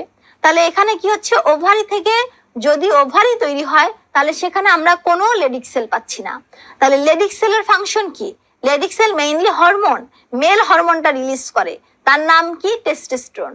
তাহলে লেডিক সেলই নাই, তাহলে লেডিক সেল না থাকলে কি মেল হরমোন টেস্টোস্টেরন আসতে পারবে? তাহলে সেটাও আসা সম্ভব না। তাহলে যদি টেস্টোস্টেরন না আসতে পারে তাহলে উলফিয়ান ডাক্ট যে ছিল সেই ডাক্ট কি আর টিকে থাকতে পারবে? তখন তার টিকে থাকার ক্ষমতা নাই। তখন উলফিয়ান ডাক্টটা অটোমেটিক রিগ্রেস করা শুরু করবে। তাহলে অটোমেটিক যদি সে রিগ্রেস করা শুরু করে তখন সে তার চিহ্ন হিসেবে কিছু জিনিস রেখে যায়। সেই চিহ্নগুলা কি? Epoophoron, paroophoron, Gartner duct and hydatid of the Morgagni. পরীক্ষার একটা ইনফিনিটি স্টারের কোশ্চেন সারা জীবন এফএসএস পার্ট 1 পরীক্ষাতে আসে। উলফিয়ান ডাক্টের রেমনেন্ট হিসেবে আমরা কি পাই? তার মধ্যে অন্যতম এই চারটার মধ্যে আসে গার্টনার ডাক্ট। একটা সিস্ট আকারে গার্টনার ডাক্ট সিস্ট দিয়ে দিবে একটা scenario, which is the embryological origin of it. তাহলে কি হবে? Wolffian duct. তাহলে আমরা আবারও যদি একটু আসি প্রথম থেকে, যে একটা ফিমেল এমব্রায়ো যেখানে কোনো ওয়াই ক্রোমোজোম নাই, সুতরাং কোনো এসআরওয়াই জিন নাই, গোনাড হিসেবে ওভারিকে পাচ্ছি।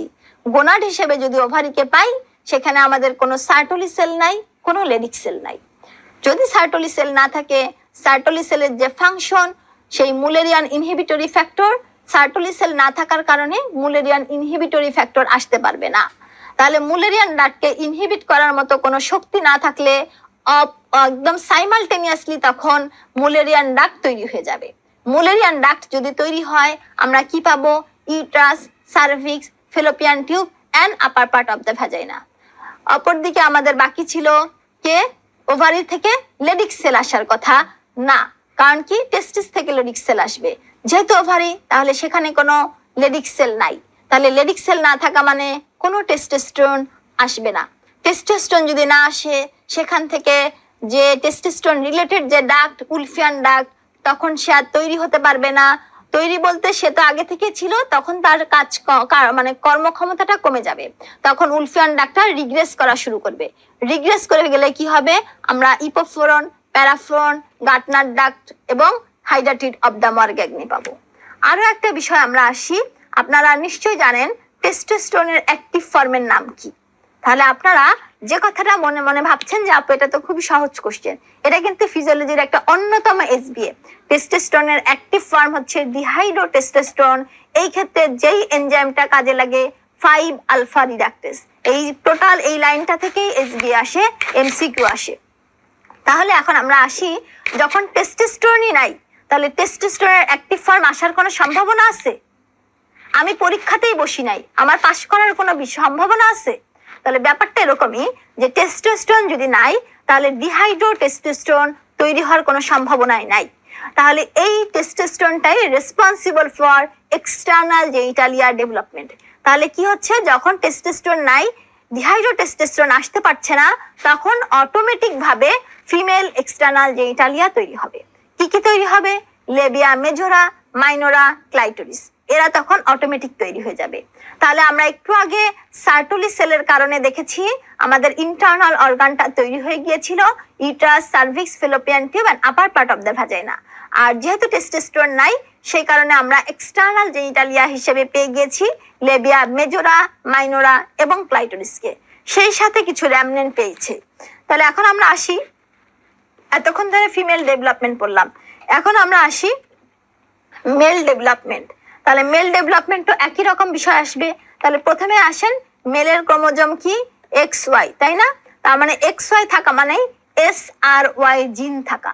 SRY জিন থাকা মানে কি, আমার এই পেশেন্টটার কি আছে? টেস্টিস আছে। টেস্টিসে কোন সেল থাকে? সার্টলি সেল এবং লেডিক সেল। তাহলে আমাদের যদি সার্টলি সেল থাকে, সার্টলি সেল থেকে কি রিলিজ হবে? Mullerian inhibitory factor. তাহলে মুলেরিয়ান ডাক্টকে ইনহিবিট করে ফেলছে, তাহলে কি তৈরি হবে? উলফিয়ান ডাক্ট তৈরি হবে। অপরদিকে আসি লেডিক সেল। লেডিক সেলের কাজ কি? টেস্টোস্টেরন তৈরি করা। তার অ্যাক্টিভ ফর্ম কি আসা? ডিহাইড্রোটেস্টোস্টেরন তৈরি হওয়া। তাহলে ডিহাইড্রোটেস্টোস্টেরন তৈরি হওয়া মানে তার কি হবে? এক্সটার্নাল জেনিটালিয়া আমরা পেয়ে যাব। তাহলে this is all about male development. তাহলে আমরা এক্সটার্নাল তৈরি করলাম এবং উলফিয়ান ডাক্ট থেকে আমরা আমাদের ফিমেল মেলের যে ইন্টারনাল অর্গান, সেই ইন্টারনাল অর্গানগুলো তৈরি করে ফেলেছি। তাহলে আমাদের এই যে বিষয়টা মেল এবং ফিমেল ডেভেলপমেন্ট এতক্ষণ ধরে শিখলাম, যে ক্ষেত্রে রেসপন্সিবল ছিল mainly 2 duct, this is called mesonephric and paramesonephric duct. তাহলে মেজোনেফ্রিক ডাক্ট থেকে আমরা কি পেয়েছি? মেলের internal organ epididymis, vas deferens, seminal vesicle and ejaculatory duct. Paramesonephric duct থেকে আমরা ইন্টারনাল স্ট্রাকচার হিসেবে ফিমেলের uterus, fallopian tube, cervix and upper part of the vagina পেয়েছি। এখন আমরা আসি, তাহলে এক কথায় যদি আমরা আসি, this is Wolffian and this is Mullerian duct. তাহলে মুলেরিয়ান ডাক্ট আপনারা দেখতেই পাচ্ছেন, দুই পাশ থেকে দুইটা ডাক্ট আসলো, আসার পরে এরা ইউনাইট হয়ে কি তৈরি করছে? বডি অফ দ্য ইউটারাস এবং আপার পোর্শনটুকু ফ্যালোপিয়ান টিউব তৈরি করছে। তার পরবর্তীতে cervix and upper part of the vagina তৈরি হচ্ছে। তাহলে এক কথায় এই পিকচারটা আপনারা ইনফিনিটি স্টার দিয়ে মুখস্থ করে ফেলবেন। তাহলে মুলেরিয়ান ডাক্ট থেকে কি কি আসে? তাহলে আপ টু দিস পয়েন্ট, এইটুকু হচ্ছে আসবে কোত্থেকে? আপ টু দিস পয়েন্ট, এইটুকু তৈরি হবে মুলেরিয়ান ডাক্ট থেকে। তাহলে মুলেরিয়ান ডাক্ট থেকে কি কি স্ট্রাকচার পাচ্ছি? দেখেন, 1 নম্বরে আমরা চলে আসি, 1 নম্বরে ইউটারাস, 2 নম্বরে ফ্যালোপিয়ান টিউব, 3 নম্বরে সার্ভিক্স এবং 4 নম্বরে আপার পার্ট অফ দ্য ভ্যাজাইনা। তাহলে এই যে আপনাদেরকে তীর চিহ্ন দিয়ে আমি দেখানোর চেষ্টা করেছি, this structure are develop from Mullerian duct. Lower part of the vagina কোত্থেকে আসবে? Lower part of the vagina is develop from urogenital sinus. Lower part is develop from urogenital sinus. তাহলে এক কথায় যদি কালেকশন করে আমি কথা বলি, তাহলে ফিমেল ডেভেলপমেন্ট কোথা থেকে হচ্ছে? প্যারামেজোনেফ্রিক ডাক্ট থেকে, যার আরেক নাম কি? Mullerian duct. তাহলে এখান থেকে কি পাবো? ইন্টারনাল অর্গানটুকু পাবো। কোন কোন অর্গান পাবো আমরা ফিমেলের ক্ষেত্রে? ফ্রম দ্য মুলেরিয়ান ডাক্ট, সেখান থেকে তৈরি হবে uterus, fallopian tube, cervix and upper part of the vagina. Next আপনার কোশ্চেন যে আপু আপনি বারবার করে আপার পার্ট বলছেন, লোয়ার পার্ট কোত্থেকে আসবে? লোয়ার পার্ট আসবে ইউরোজেনিটাল সাইনাস থেকে। তাহলে এখন বাকি থাকলো কি? একবারও কি ওভারি নিয়ে কথা বলছি? দুই পাশে ওভারি গেল কোথায়? তাহলে ওভারি ডেভেলপমেন্টটা কোথা থেকে হবে? Now it is the time for gonad development. তাহলে ওভারি ডেভেলপমেন্ট অথবা গোনাডের ডেভেলপমেন্ট নিয়ে এখন যদি আমি কথা বলি, তাহলে প্রথম দিকেই দেখেন আপনারা একটা ইয়েলো কালারের স্ট্রাকচার দেখতে পাচ্ছেন। এটার নাম কি? ইয়ক স্যাক। এটার নাম ইয়ক স্যাক। ইয়ক স্যাক থেকে পুতির মালার মতো কিছু জার্ম সেল আছে। এই যে জার্ম সেলগুলো উপরের দিকে অ্যামিবয়েড মুভমেন্টের মাধ্যমে অ্যাসেন্ড করে চলে আসে কোথায়? This is genital ridge. কোথায় আসলো? জেনিটাল রিজে আসবে। তাহলে আমরা দেখছি ইয়ক স্যাক যেখান থেকে প্রিমোরডিয়াল জার্ম সেল আসে। এটা একটা এসবি এর কোশ্চেন, অলরেডি একটা এসবি এর কোশ্চেন বললাম। পরীক্ষাতে যখন আপনারা পড়েছেন স্পারমাটোজেনেসিস এবং ওজেনেসিস, সেখানে আপনাদের নিশ্চয়ই মনে থাকার কথা, একদম উপরে লেখা ছিল ইয়ক স্যাক যেখান থেকে প্রিমোরডিয়াল জার্ম সেল আসে। যদি মেল ডেভেলপমেন্ট হয় তাহলে দিস ইজ স্পারমাটোগোনিয়া, যদি ফিমেল হয় তাহলে উগোনিয়া তৈরি হবে। তাহলে পরীক্ষার কোশ্চেন পেছন থেকে উপরে যায় যে primordial germ cell is develop from কোথা থেকে? ইয়ক স্যাক থেকে। তাহলে দেখেন this is the germ cell কোথায় আছে? ইয়ক স্যাকের মধ্যে আছে। তাহলে এটাই কিন্তু পরীক্ষার একটা এসবি এর কোশ্চেন, এফসিবিএস পার্ট 1 এর জন্য ইনফিনিটি স্টারের একটা আলোচনা। তাহলে আমরা আসি ইয়ক স্যাক থেকে প্রিমোরডিয়াল জার্ম সেল আসলো, তারা নিচের থেকে উপরের দিকে অ্যাসেন্ড করছে, অ্যাসেন্ড করে জেনিটাল রিজে যাচ্ছে এবং তার পরবর্তীতে যদি মেল হয় তাহলে কি হবে? উগোনিয়া তৈরি হবে এবং যদি ফিমেল হয় তখন কি হবে? স্পারমাটোগোনিয়া। এভাবেই কিন্তু আমাদের গোনাডটা তৈরি হচ্ছে। তাহলে এই অবস্থায় আসি গোনাড অথবা ওভারি ডেভেলপমেন্ট। আমরা সেই অংশটুকুই দেখছি যে আমাদের প্রিমোরডিয়াল জার্ম সেল এরা ইয়ক স্যাকে ছিল, এখান থেকে কোথায় আসলো? এখান থেকে আমাদের চারপাশে সিলোমিক এপিথেলিয়াম কভার করে আছে এবং এখান থেকে আমাদের তৈরি হবে গোনাডটা। তাহলে দিস ইজ ইয়ক স্যাক যেখান থেকে আমাদের প্রিমোরডিয়াল জার্ম সেল এরা আসলো এই যে আবারও জার্ম সেল, তার পরবর্তীতে দিস ইজ দা গোনাড। এই গোনাডের যে সে মেল অথবা ফিমেল তৈরি হবে। এখন আমাদের কিন্তু মোটামুটি formation of the female internal genitalia complete হয়েছে। এখন it is the time for brainstorming. এখন আপনাদের পালা, ঠিক আছে? আপনাদের কাছে question, uterus, fallopian tube and vaginal development কোথা থেকে হয়? আপনারা এক কথায় বলেন। তাহলে কোথা থেকে হয়? আপনারা সবাই জানেন, খুবই সহজ কোশ্চেন, তাই না? বেশি সহজ হয়ে গেছে কোশ্চেনটা। তাহলে মুলেরিয়ান ডাক্ট থেকে তৈরি হচ্ছে। তাহলে এরপরে বলেছি ওভারি। তাহলে ওভারি কোথা থেকে আসবে? Ovary come from genital ridge. তাহলে ওভারি আসলো কোথা থেকে? Genital ridge. তাহলে আমরা সেই জেনিটাল রিজটাই এতক্ষণ ধরে দেখেছিলাম। তাহলে এই যে আমাদের জেনিটাল রিজ থেকে তৈরি হচ্ছে গোনাড। তাহলে আমরা যখন ইউটারাস তৈরি করেছি, ফ্যালোপিয়ান টিউব, ভ্যাজাইনা কোথা থেকে তৈরি করলাম? মুলেরিয়ান ডাক্ট থেকে। তাহলে আমরা একসাথে যদি বলি তাহলে আপার পার্ট অফ দ্য ভ্যাজাইনা পর্যন্ত মুলেরিয়ান ডাক্ট থেকে, লোয়ার পার্টটা কোথা থেকে আসবে? ইউরোজেনিটাল সাইনাস থেকে। দুই পাশে যদি ওভারির কথায় আসি তাহলে ওভারি কোথা থেকে আসলো? ওভারি আসলো জেনিটাল রিজ থেকে। তাহলে দেখেন ফিমেল ডেভেলপমেন্ট কিন্তু আপনাদের পড়া শেষ। তাহলে আমাদের যদি ফিমেল ডেভেলপমেন্ট পড়া হয়ে যায় তাহলে আমরা তো এতক্ষণ ধরে কথা বলেছিলাম প্যারামেজোনেফ্রিক ডাক্ট নিয়ে, তাই না? তাহলে এখন উলফিয়ান যে ডাক্ট ছিল অথবা মেজোনেফ্রিক যে ডাক্ট ছিল তাকে তো এই মুহূর্তে অ্যাবলিশ হয়ে যেতে হবে। তখন কি হবে? সে তার চিহ্ন হিসেবে যে জিনিসগুলো রেখে যাচ্ছে সেটা একটু এক নজরে দেখে ফেলি। তাহলে আমরা দেখতে পাচ্ছি this is epoophoron, this is paroophoron and this is Gartner duct এবং এইখানে থাকে কি? Hydatid of the Morgagni. এই চারটা র্যামনেন্ট আমরা পেয়ে যাই কোত্থেকে? উলফিয়ান ডাক্ট যখন রিগ্রেস করে যায়। তাহলে আমরা দেখছি যে এই যে রেড কালারের প্যারামেজোনেফ্রিক ডাক্ট যখন পারসিস্ট করে গেল স্বাভাবিকভাবে উলফিয়ান ডাক্টকে তখন চলে যেতে হচ্ছে। তাহলে সে যখন চলে যাচ্ছে তখন সে তার চিহ্ন রেখে যাচ্ছে। যে কোনো জায়গায় একটা কথা বলা হয় না, চোর যখন চুরি করে সে তার চিহ্ন রেখে যায়। তো এইরকমই একটা বিষয় যে ডেভেলপমেন্টালি আমার যদিও দুইটা ডাক যদিও ডেভেলপমেন্টালি আমার ছিল, কিন্তু যখন আমার প্যারামেজোনেফ্রিক ডাক্ট পারসিস্ট করে গেল উলফিয়ান ডাক্ট তখন চলে যাবে। চলে গেলেও তখন তার কিছু চিহ্ন রেখে যাচ্ছে, সেই চিহ্ন কটাই আমরা দেখছি ইপোফোরন, প্যারাফোরন, গার্টনার ডাক্ট এবং হাইডাটিড অফ দ্য মরগাগ্নি। তাহলে সেই পিকচারটাই দেখেন, সে যখন ডিসিশন নিল যে আমি মুলেরিয়ান ডাক্ট এই চেয়ারে বসবো তখন উলফিয়ান ডাক্ট বললো যে তাহলে আমি চলে যাই।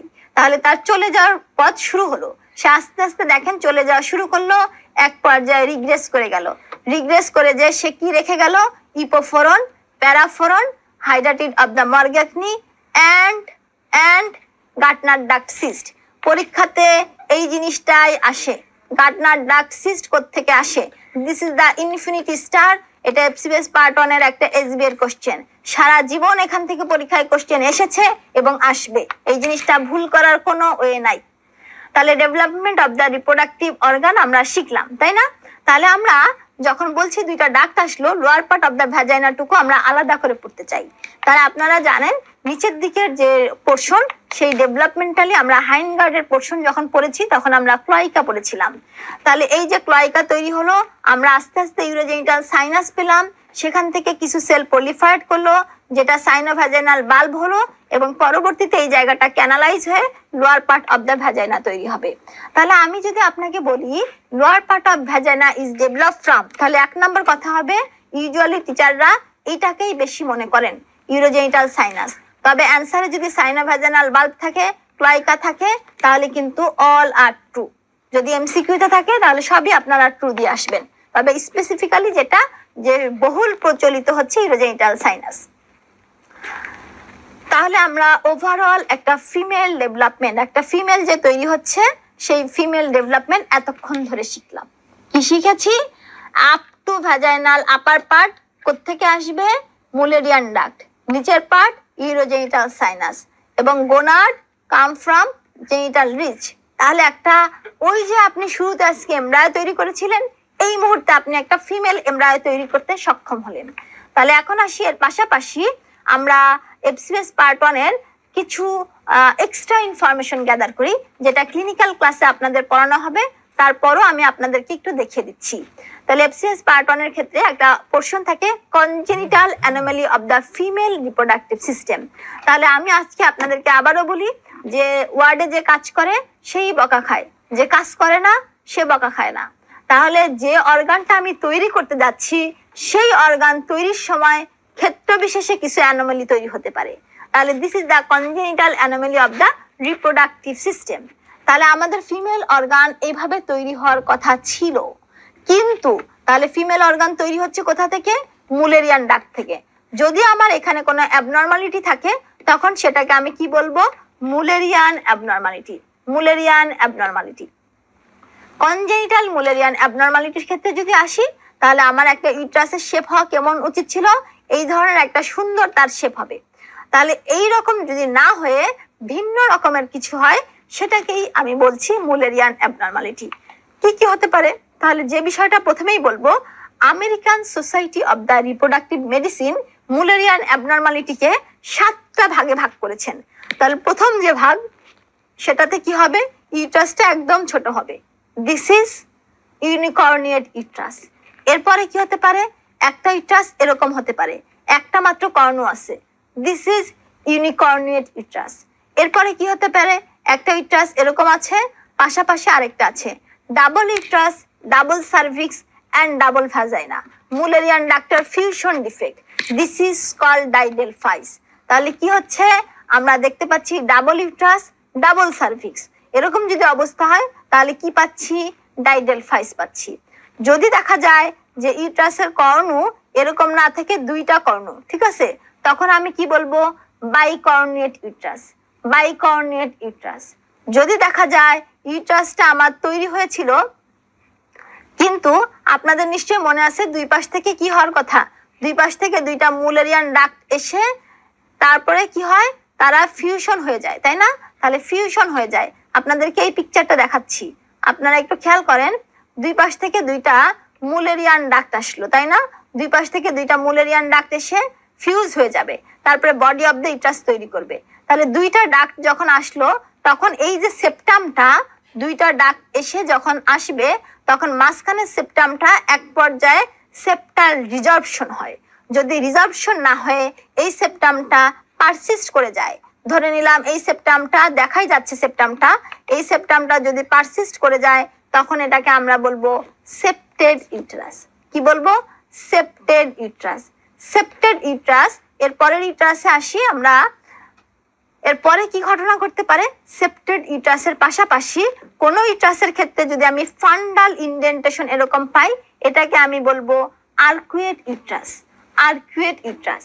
যদি কোনো মা প্রেগন্যান্সির সময়ে ডাইথাইল স্টিলবোস্ট্রল ওষুধ খায়, তাহলে তার বাচ্চার যে সমস্যাটা হতে পারে, সেই বাচ্চার ইউট্রাসটা টি শেপ হতে পারে, সেই বাচ্চার ইউটারাসটা কি হবে, টি শেপ ইউটারাস হতে পারে।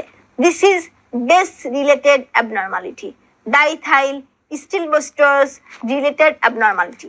তাহলে আমরা আজকে কি কি জিনিস শিখলাম, আমরা শিখেছি, এখন আপনারা খেয়াল করেন, congenital Müllerian abnormality, normally Müllerian duct থেকে এই ধরনের একটা নরমাল ইউটারাস তৈরি হওয়ার কথা ছিল। তার পরবর্তীতে যদি ইউটারাসটার একটা কর্ণ থাকে, দিস ইজ ইউনিকর্নিয়েট ইউটারাস। যদি দুইটা কর্ণ থাকে, বাইকর্নিয়েট ইউটারাস। যদি মাঝখানে সেপ্টাম থাকে তাহলে সেপ্টেড ইউটারাস। যদি double uterus, double cervix, double vagina থাকে তাহলে ডাইডেলফাইস ইউটারাস। তাহলে এই কয়েকটা বিষয় আমাদের মুলারিয়ান ডাক্টের ক্ষেত্রে অ্যাবনর্মালিটি হতে পারে। আর কি হতে পারে, আর যে বিষয়টা, যদি এই ধরনের অবস্থা থেকেই যায় তাহলে কি সমস্যা হবে। তাহলে ধরে নেন আপনি যখন আমরা যখন পেরিফেরিতে প্র্যাকটিস করি বা বিভিন্ন ক্ষেত্রে অনেক মা রিকারেন্ট প্রেগন্যান্সি লস নিয়ে আসে, তখন রিকারেন্ট প্রেগন্যান্সি লসের ফার্স্ট ট্রাইমেস্টারের কারণ কি, ক্রোমোজোমাল অ্যাবনর্মালিটি। যদি সেকেন্ড ট্রাইমেস্টারের দিকে আসি তাহলে কি হতে পারে, বলা হয় anatomical abnormality. What is the anatomical abnormality? আমি এতক্ষণ ধরে যা কথা বলছি, this abnormality is responsible for second trimester recurrent pregnancy loss. তাহলে কি রকম সমস্যাটা হচ্ছে একটু যদি খেয়াল করেন, তাহলে এই যে সেপ্টেড ইউটারাস, আপনারা জানেন ইমপ্লান্টেশন কোথায় হবে, posterior wall of the uterus near the fundus. Implantation হলো, আস্তে আস্তে বাচ্চাটা ডেভেলপ করছে। এবার এসে দেখেন কি আর ডেভেলপ করতে পারবে? তার এখানে তো সেপ্টাম আছে, this is subsepted and this is complete septed uterus. তাহলে এই যে দেখেন ডেভেলপ করলো, আর কেউ ডেভেলপ করতে পারবে? তখন পারবে না। তখন অটোমেটিক বারবার করে ডাক্তারের কাছে আসে যে আমার বারবার বাচ্চাটা নষ্ট হয়ে যাচ্ছে। যখন মোটামুটি সেকেন্ড ট্রাইমেস্টার এন্ট্রি নিচ্ছে তখনই তার বাচ্চা নষ্ট হয়ে যায়। আমরা কি কাজ করি, আমরা বোকার মতো যে কাজটা করতে থাকি, প্রোজেস্টেরন সাপ্লিমেন্টেশন দিতে থাকি। আমরা দেই মাইক্রোজেস্ট, আমরা দেই জেস্টোন, যে তুমি ডেলিভারির আগ পর্যন্ত খেতে থাকো। কিন্তু অ্যানাটমিক্যাল অ্যাবনর্মালিটি কারেকশন না করে যদি আমি প্রোজেস্টেরন সাপোর্ট দেই, কোনো লাভ আছে? কখনোই কোনো লাভ নাই।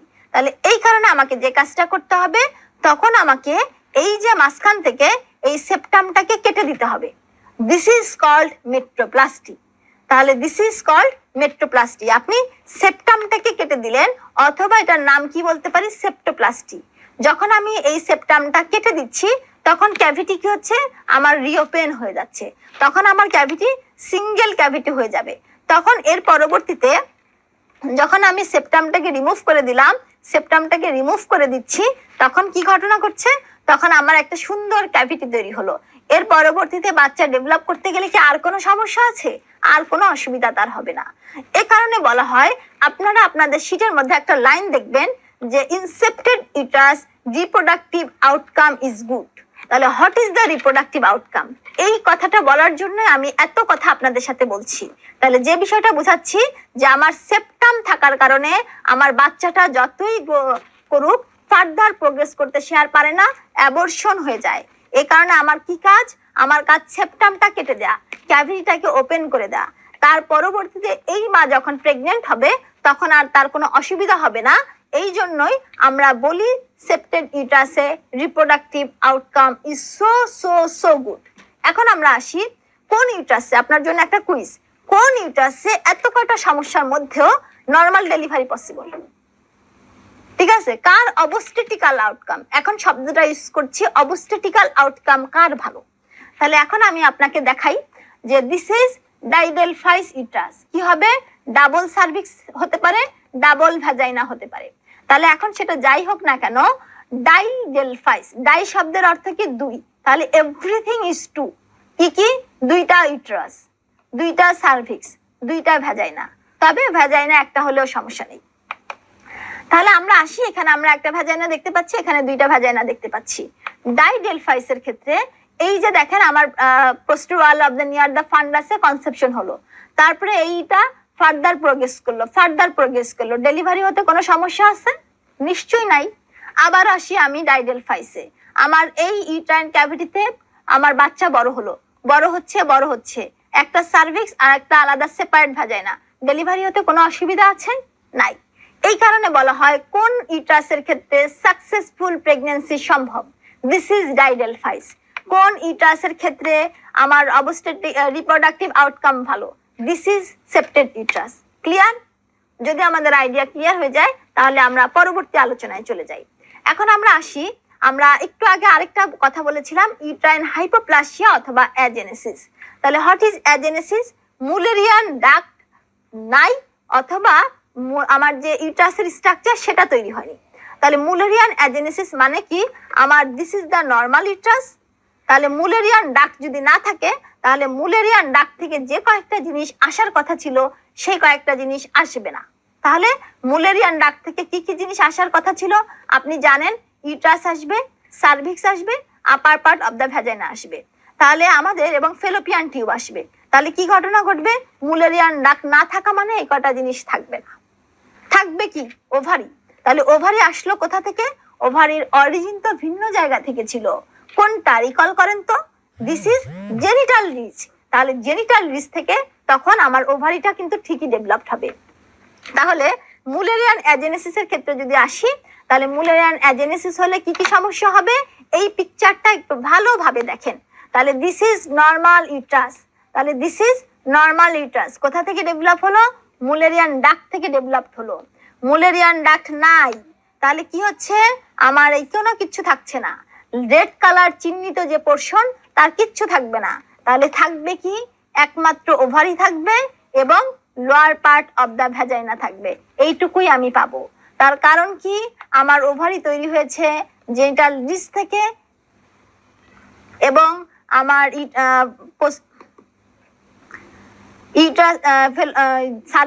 ভ্যাজাইনার যে লোয়ার পার্ট, ভ্যাজাইনার লোয়ার পার্ট কোথা থেকে তৈরি হয়েছিল? ইউরোজেনিটাল সাইনাস থেকে। তাহলে এখন কি ঘটনা ঘটবে?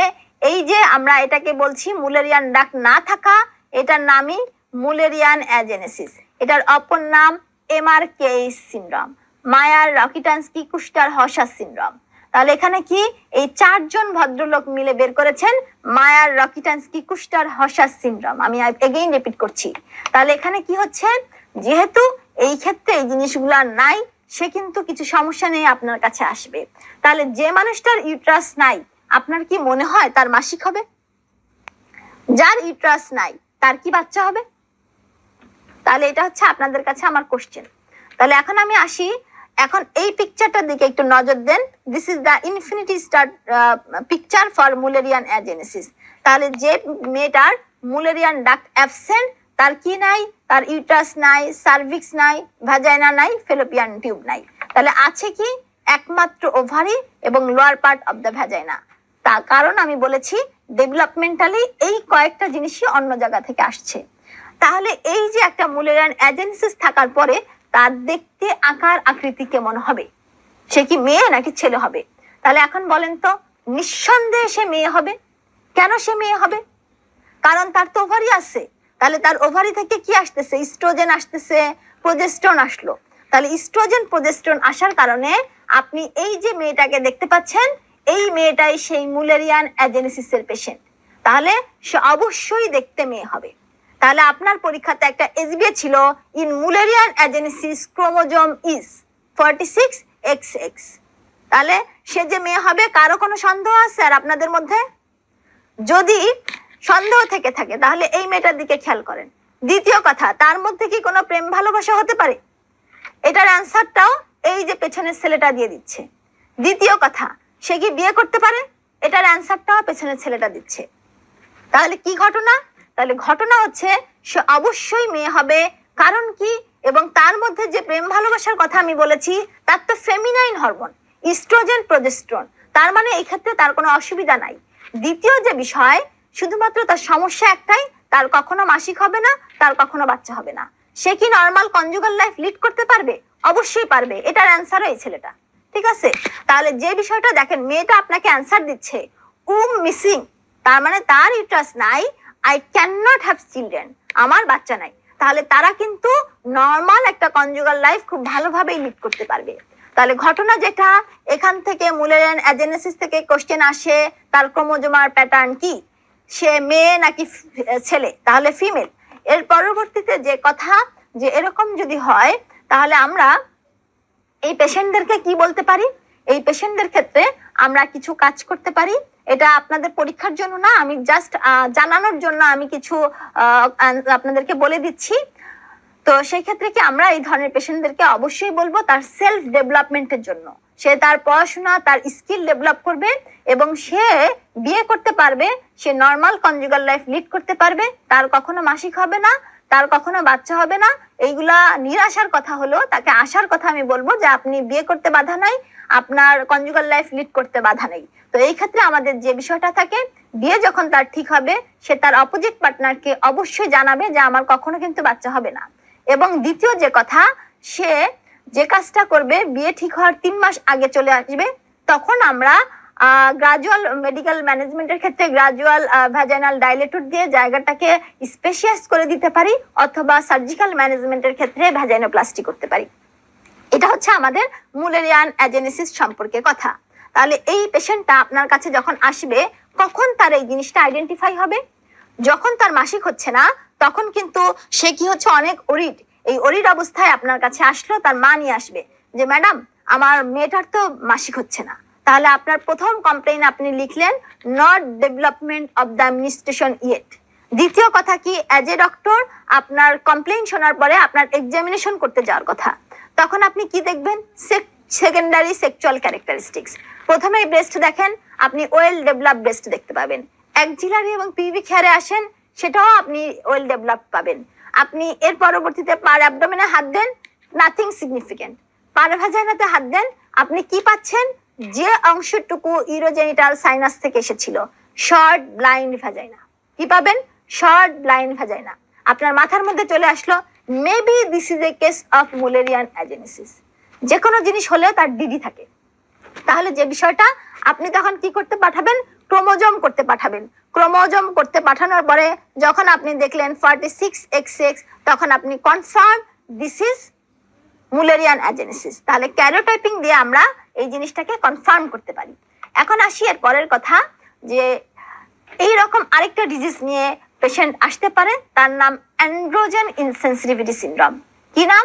Androgen insensitivity syndrome. তাহলে এই ক্ষেত্রে কি ঘটনা হবে? এও সে একই রকম আপনার কাছে আসবে, আসার পরে বলবে আমার এখন পর্যন্ত মাসিক হয় নাই। আবারও আপনার যথারীতি একই কাজ। তাহলে কি কাজ? তাহলে সেটা একটু আপনাদেরকে দুইটা আলাদা করে দেই। তাহলে লেখেন, আমার সাথে সাথে পাশাপাশি লেখেন, মুলেরিয়ান অ্যাজেনেসিস এবং অ্যান্ড্রোজেন ইনসেনসিটিভিটি সিনড্রোম। তাহলে প্রথম কথা কি বললো? মিনিস্ট্রেশন নট ডেভেলপ, এরও হয়নি এরও হয়নি। আপনার কাজ কি? আপনি ডক্টর, সেকেন্ডারি সেক্সুয়াল ক্যারেক্টারিস্টিক্স, ব্রেস্টে হাত দেন, ওয়েল ডেভেলপড, এটাও well developed, but small nipple pale areola. কি ঘটনা? Small nipple pale areola. Axillary plus pubic hair, এটা ওয়েল ডেভেলপড। এখানে কি থাকবে? এখানে কি থাকবে? অ্যাবসেন্ট অথবা স্ক্যান্টি। মানে আমি এক কথাই বলতে পারি, নাই বললেই চলে। অ্যাক্সিলারি এবং পিউবিক হেয়ার স্ক্যান্টি থাকবে। ব্রেস্ট কেমন হবে? Well developed but small nipple and পেল অ্যারিওলা।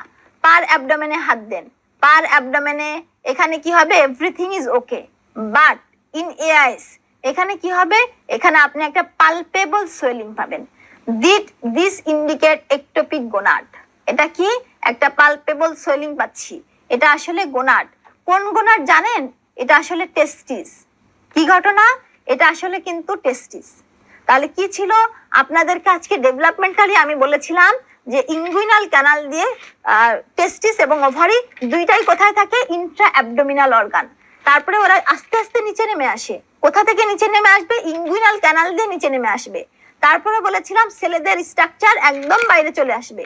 মেয়েরা দে আর প্রেস্টিজিয়াস, তারা ইন্ট্রা পেলভিক রিজিয়নে সাসপেন্ড হয়ে থাকবে। তাহলে কি ঘটনা ঘটলো? এই যে টেস্টিসটা যখন আমার ইনগুইনাল ক্যানাল দিয়ে আসছিল, সে তখন আসতে যে আটকা পড়ে গিয়েছে। This is undescended gonad. তাহলে সে কিন্তু আমার ইনগুইনাল ক্যানালে আটকা পড়া।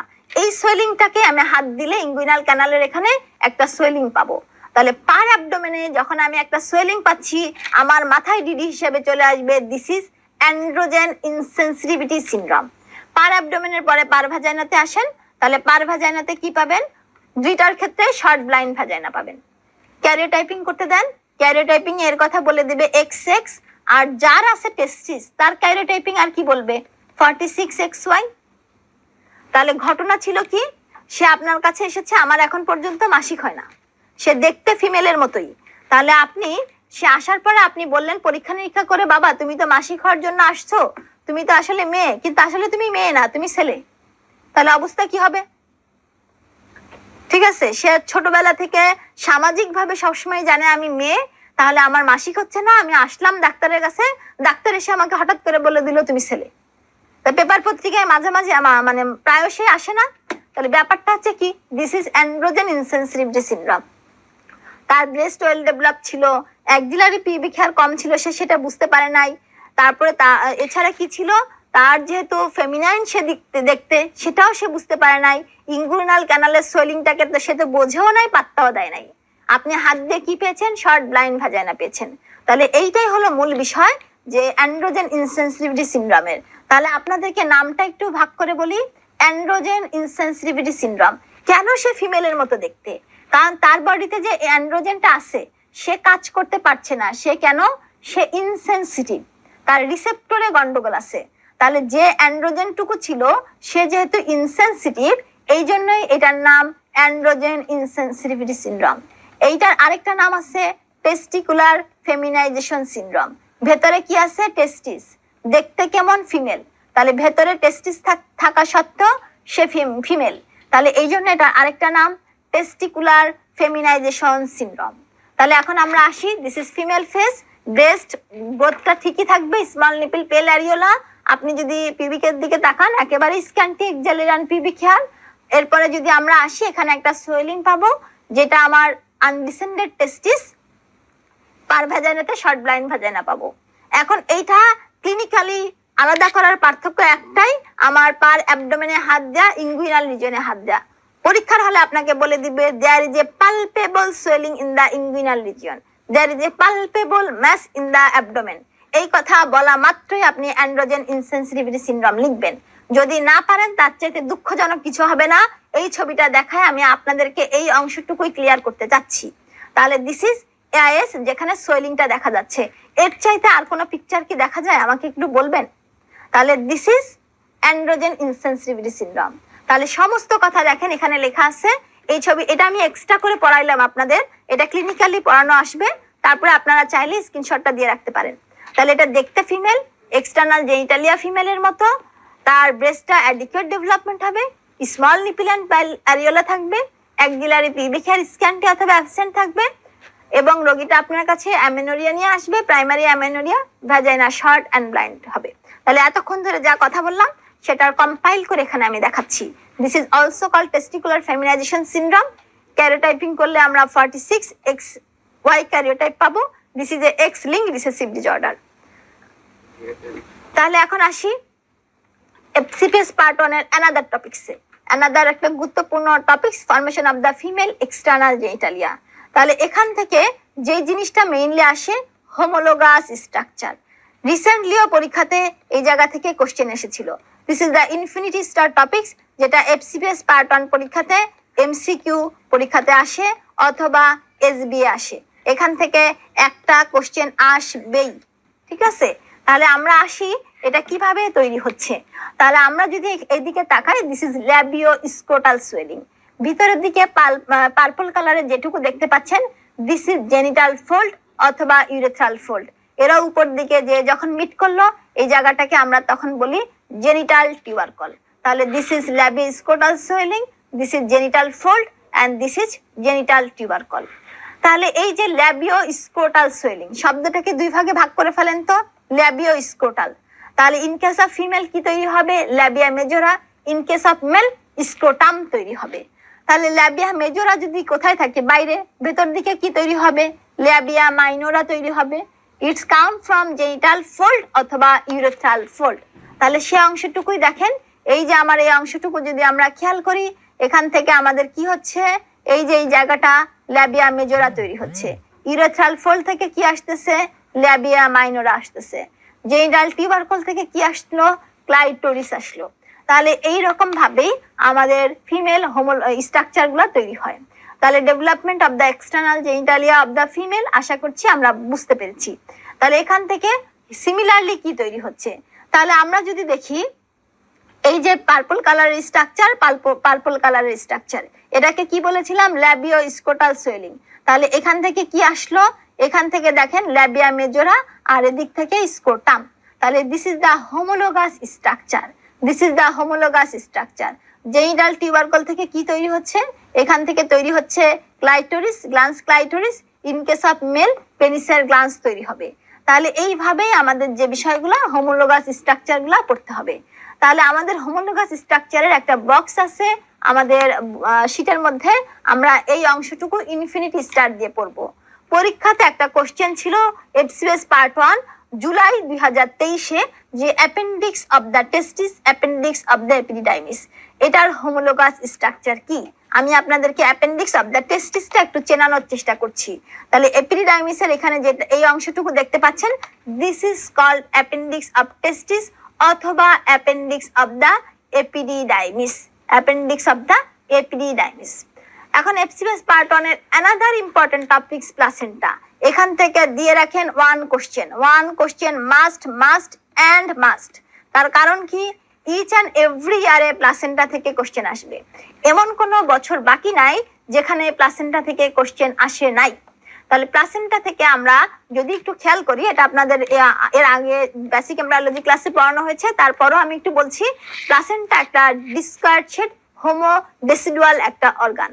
তাহলে এই যে আমাদের যে ঘটনা ঘটছে, এটা সেন্টারে আম্বিলিকাল কর্ডটা অ্যাটাচমেন্ট থাকে। এটা আপনাদের খুবই পরিচিত একটা অর্গান। এই যে শেপটা দেখতে পাচ্ছেন, এই শেপটাকে আমরা কি বলছি? এই শেপটাকে আমরা ডিসকার্ড শেপ বলছি, এটাকে আমরা ডিসকার্ড শেপ অর্গান বলছি। এখন আপনারা একটা কথা আপনাদের জন্য প্রথমেই মেসেজ দেই, আমার সাথে সাথে উচ্চারণ করেন, যাহা প্লাসেন্টা তাহাই ট্রোপোব্লাস্ট। আবারও বলেন, যাহা প্লাসেন্টা তাহাই ট্রোপোব্লাস্ট। আরো একবার, যাহা প্লাসেন্টা তাহাই ট্রোপোব্লাস্ট। এইটুকু আমাদের জন্য অনেক বেশি ইনফরমেশন দিবে। ট্রোপোব্লাস্টের আরেক নাম কি? প্লাসেন্টা। আমরা আজকে শুরুতেই দেখেছিলাম ট্রোপোব্লাস্টকে কয় ভাগে ভাগ করেছি? 2 ভাগে। তাহলে প্রথমে কি ছিল? সিনসাইটোট্রোপোব্লাস্ট এবং সাইটোট্রোপোব্লাস্ট। বাইরের দিকের অংশটুকু সিনসাইটো এন্ড সাইটো, মনে করতে পারছেন? তাহলে আমরা বলেছিলাম কি? ব্লাস্টোসিস্ট। তাহলে ব্লাস্টোসিস্টের বাইরের যে পোর্শন, এই পোর্শনটার নাম বলেছিলাম ট্রোপোব্লাস্ট। যাহা ট্রোপোব্লাস্ট তাহাই প্লাসেন্টা। ট্রোপোব্লাস্টকে আমরা 2 ভাগে ভাগ করেছিলাম, বাইরের দিকে সিনসাইটো, ভেতরের দিকে সাইটোট্রোপোব্লাস্ট। তাহলে সেই প্লাসেন্টা নিয়েই আমরা যখন কথা বলছি, তাহলে প্লাসেন্টা মানেই আমাদের ট্রোপোব্লাস্টের কথাটা আরেকবার স্মরণ করে রাখবো। দেখেন প্লাসেন্টার সাথে বাচ্চার একটা connection through the umbilical cord সুন্দরভাবে আছে। এফসিএস পার্ট 1 পরীক্ষাতে একটা কোশ্চেন আসে, যখন একটা বাচ্চা ডেলিভারি হয়ে যায় তখন আমরা কি কাজ করি? প্লাসেন্টাটা সেপারেট করি। তাহলে প্লাসেন্টা যে সেপারেট করছি, সেই প্লাসেন্টাটা সেপারেট হয় কোথা থেকে? Decidua spongiosum. কোথা থেকে? প্লাসেন্টার ক্ষেত্রে line of separation is decidua spongiosum. This is the FCS part 1 SBA. প্লাসেন্টার ফাংশন পড়তে হবে। প্লাসেন্টাল ফাংশনে কিছু endocrine function, HCG, oestrogen, progesterone এগুলো আসে। কিছু রেসপিরেটরি ফাংশন আছে, গ্যাসিয়াস এক্সচেঞ্জ হয়, কিছু নিউট্রিটিভ ফাংশন আছে। এই ফাংশনগুলো আমরা জাস্ট একটু দেখে নিব। চলে আসি একটা প্লাসেন্টা। এই যে দেখেন, আমরা এখান থেকে যদি একটু কেটে ফেলি, তাহলে কেটে ফেলার পরে আমরা কি দেখতে পাচ্ছি? এই কাট সেকশনে দিস ইজ ভিলাই। জাস্ট এখান থেকে কাটলাম, আমরা দেখতে পাচ্ছি প্লাসেন্টার ভেতরে কি আছে? অনেকগুলা ভিলাই আছে। এই ভিলাইগুলোকে আমরা বলি কোরিওনিক ভিলাই। একদম সেন্টার পয়েন্টে যে ভিলাইটা থাকছে, this is primary stem villi. এখান থেকে যে ভিলাইগুলো অ্যারাইজ করলো, সেকেন্ডারি স্টেম ভিলাই। তার উপর থেকে যে ভিলাইগুলো পাচ্ছি, tertiary stem villi. Primary stem villi, secondary stem villi and tertiary stem villi. In between two villi, সেখানে যে স্পেসটা পাবো, দিস ইজ ইন্টারভিলাস স্পেস। এখন আমরা এখানে কি দেখতে পাচ্ছি? যথারীতি সেই ভিলাইগুলাই কিন্তু দেখতে পাচ্ছি। তাহলে এই যে আমাদের ভিলাস আমরা দেখতে পাচ্ছি, এখন primary, secondary and tertiary stem villi 3টা কথা বলা হয়। তাহলে আমরা এই যে প্লাসেন্টা নিয়ে কথা বলছি, তাহলে প্লাসেন্টার আরেক নাম কি বলেছিলাম বলেন তো? ট্রোপোব্লাস্ট। তাহলে ট্রোপোব্লাস্টে আসেন, বাইরের দিকে সেলের নাম কি? সিনসাইটো। ভিতরের দিকে সেলের নাম কি? সাইটোট্রোপোব্লাস্ট। তাহলে primary stem villi is composed of কি নিয়ে? সিনসাইটোট্রোপোব্লাস্ট এন্ড সাইটোট্রোপোব্লাস্ট। প্রাইমারি স্টেম ভিলাই পড়া শেষ। সেকেন্ডারি স্টেম ভিলাই কি নিয়ে তৈরি হবে? সিনসাইটোট্রোপোব্লাস্ট, সাইটোট্রোপোব্লাস্ট, এবং এর ভেতরে কি থাকবে? এক্সট্রা এমব্রায়োনিক মেসোডার্ম থাকবে। টারশিয়ারি স্টেম ভিলাই আসি, সিনসাইটোট্রোপোব্লাস্ট, সাইটোট্রোপোব্লাস্ট, এক্সট্রা এমব্রায়োনিক মেসোডার্ম, এবং তার ভেতরে 4 নম্বরে কি ব্লাড ভেসেল চলে আসবে। যখন এর ভেতরে ব্লাড ভেসেল ইনকর্পোরেট করে যাবে তখনই সেটাকে আমরা টারশিয়ারি ভিলাই বলবো। প্রাইমারি ভিলাই কবে পাবো? ডে 13। সেকেন্ডারি কবে পাবো? ডে 16। এবং টারশিয়ারি কবে পাবো? ডে 21। এই 3টা ভিলাইয়ের স্ট্রাকচার আমরা এতক্ষণ ধরে শিখলাম। তাহলে এখন আমরা আসি যে প্লাসেন্টাল ব্যারিয়ার। তাহলে এই যে টারশিয়ারি স্টেম ভিলাই যা পেয়েছি এটাই আসলে প্লাসেন্টাল ব্যারিয়ার হিসেবে কাজ করে। তাহলে একই জিনিস দেখেন, প্লাসেন্টাল ব্যারিয়ারের ক্ষেত্রে আমাদেরকে কি জানতে হবে? প্লাসেন্টাল ব্যারিয়ারের ক্ষেত্রে আমাদেরকে কি কি জিনিস নিয়ে একটা প্লাসেন্টা ব্যারিয়ার তৈরি করছে। তাহলে যথারীতি আমরা আসি, বাইরের দিকে প্লাসেন্টা মানে কি? ট্রোপোব্লাস্ট। তাহলে ট্রোপোব্লাস্টের বাইরের লেয়ার কি? সিনসাইটোট্রোপোব্লাস্ট। 2 নাম্বার লেয়ার কি? সাইটোট্রোপোব্লাস্ট। তাহলে syncytiotrophoblast, cytotrophoblast, extra embryonic mesoderm এবং ফিটাল ব্লাড ভেসেল। তাহলে সেই জিনিসটাই কিন্তু আমরা পাচ্ছি syncytio, cyto, extra embryonic mesoderm এবং endothelium of the fetal blood vessel. All are collectively called placental barrier. শুরুর দিকে ব্যারিয়ারটা ঠিক থাকে, আস্তে আস্তে এটা থিন হতে থাকে due to gaseous exchange, nutritive function maintain. তাহলে এটা হচ্ছে আপনাদের দত্তবের ছবি। এখন আপনারা দেখেন যে একটা প্লাসেন্টাল ব্যারিয়ার কিভাবে তৈরি হচ্ছে। Syncytiotrophoblast, cytotrophoblast, basement membrane, connective tissue stroma and endothelium of the fetal blood vessel. তাহলে আমরা প্লাসেন্টাল ব্যারিয়ার যখন শিখলাম তখন এবার আরেকটা জায়গাতে আসি, যে প্লাসেন্টার ক্ষেত্রে বলেছিলাম প্রথম দিকে ঠিক থাকে, আস্তে আস্তে থিন হতে থাকে। তাহলে নিয়ার দ্য টার্ম প্লাসেন্টা কিন্তু থিন হয়ে যায়, কারণ তাকে নিউট্রিশন, গ্যাসিয়াস এক্সচেঞ্জ অনেক কিছু মেনটেন করতে হয়। তাহলে কি জিনিসটা থিন হচ্ছে? দেখেন সিনসাইটোট্রোপোব্লাস্ট ঠিকই আছে, কিন্তু সিনসাইটোট্রোপোব্লাস্টে এক কর্নারে যে কিছু নট তৈরি হয়, this is called syncytial knot, যেখানে কেবলমাত্র সিনসাইটোট্রোপোব্লাস্টের সেলগুলাই থাকে। অপরদিকে দেখেন ভিতরে সাইটোট্রোপোব্লাস্ট, এই সাইটোট্রোপোব্লাস্ট গুলা কিন্তু কমে যাচ্ছে, সংখ্যায় অ্যামাউন্টে কমে যাচ্ছে, আপনাকে অনেক কষ্ট করে খুঁজে বের করতে হচ্ছে। তাহলে কি পাচ্ছি? স্পার্স সাইটোপ্লাস্ট পাচ্ছি। তাহলে এই চেঞ্জগুলো টার্মের দিকে হয়। এছাড়া আরো কিছু ফিব্রিনয়েড ডিজেনারেশন হয়, সবকিছু মিলে কিন্তু প্লাসেন্টাল এজিং হয়। তাহলে আমরা আসি, শুরুর দিকে প্লাসেন্টাল ব্যারিয়ার এরকম ঠিক ছিল, পরের দিকে সিনসাইশিয়াল নট তৈরি হলো, আমাদের এই দিকে স্পার্স সাইটোট্রোপোব্লাস্ট থাকলো, এই জিনিসগুলো আমরা পাচ্ছি। এর ভেতরে প্লাসেন্টাল ম্যাক্রোফেজ, হববার সেল, এই জিনিসগুলো আমরা পাবো। তাহলে placental barrier up to 3 month পর্যন্ত 4টা লেয়ার থেকে, 4 মান্থ টু অনওয়ার্ড তখন মাত্র 2টা লেয়ার পাই। এখন আসি এপিসিএস পার্ট 1-এ। একবার একটা কোশ্চেন এসেছিল সিনসাইশিয়াল নট থেকে। তাহলে হোয়াট ইজ সিনসাইশিয়াল নট? এই যে আমরা সিনসাইশিয়াল নট এতক্ষণ ধরে দেখলাম, this is syncytial knot, this is syncytial knot. তাহলে আপনাদেরকে সিনসাইশিয়াল নট থেকে কোশ্চেনটা এরকম ছিল যে syncytial knot present near the term, this is true. এখানে কি কোনো সিনসাইশিয়াল নট পাচ্ছেন? পাচ্ছেন না। Syncytial knot contain only syncytiotrophoblast cell, this is true. দেয়া থাকলো syncytial knot contain both syncytio and cytotrophoblast cell, this is false. এটা কিন্তু একটা এফসিপিএস পার্ট 1-এর একটা কোশ্চেন ছিল, সেই সিনসাইশিয়াল নট নিয়ে আমরা এতক্ষণ কথা বললাম। প্লাসেন্টার ভিতরে যে ম্যাক্রোফেজ দেখতে পাচ্ছেন, this is called Hofbauer cell, this is called Hofbauer cell. এগুলা এক্সট্রা কিছু ইনফরমেশন আপনাদেরকে আমি এই মুহূর্তে দিলাম, যেখান থেকে আসে নাই, কিন্তু এক্সট্রা স্লাইড প্রিপারেশন করে দিয়েছি যেন এই জিনিসগুলো হঠাৎ করে আসলে কখনো আননোন মনে না হয়। এখন আসি এফসিএস পার্ট 1-এর অ্যানাদার ইম্পর্টেন্ট টপিকস, এবং এখান থেকে এর আগে কোশ্চেন এসেছিল, this is abnormalities of the placenta. তাহলে প্লাসেন্টাতে কি কি অ্যাবনর্মালিটি হতে পারে? যদি প্লাসেন্টা এরকম থাকে, এর সাথে একটা অ্যাক্সেসরি লোব থাকে, এটাকে আমরা বলি সাকসেনচুরিয়েট প্লাসেন্টা।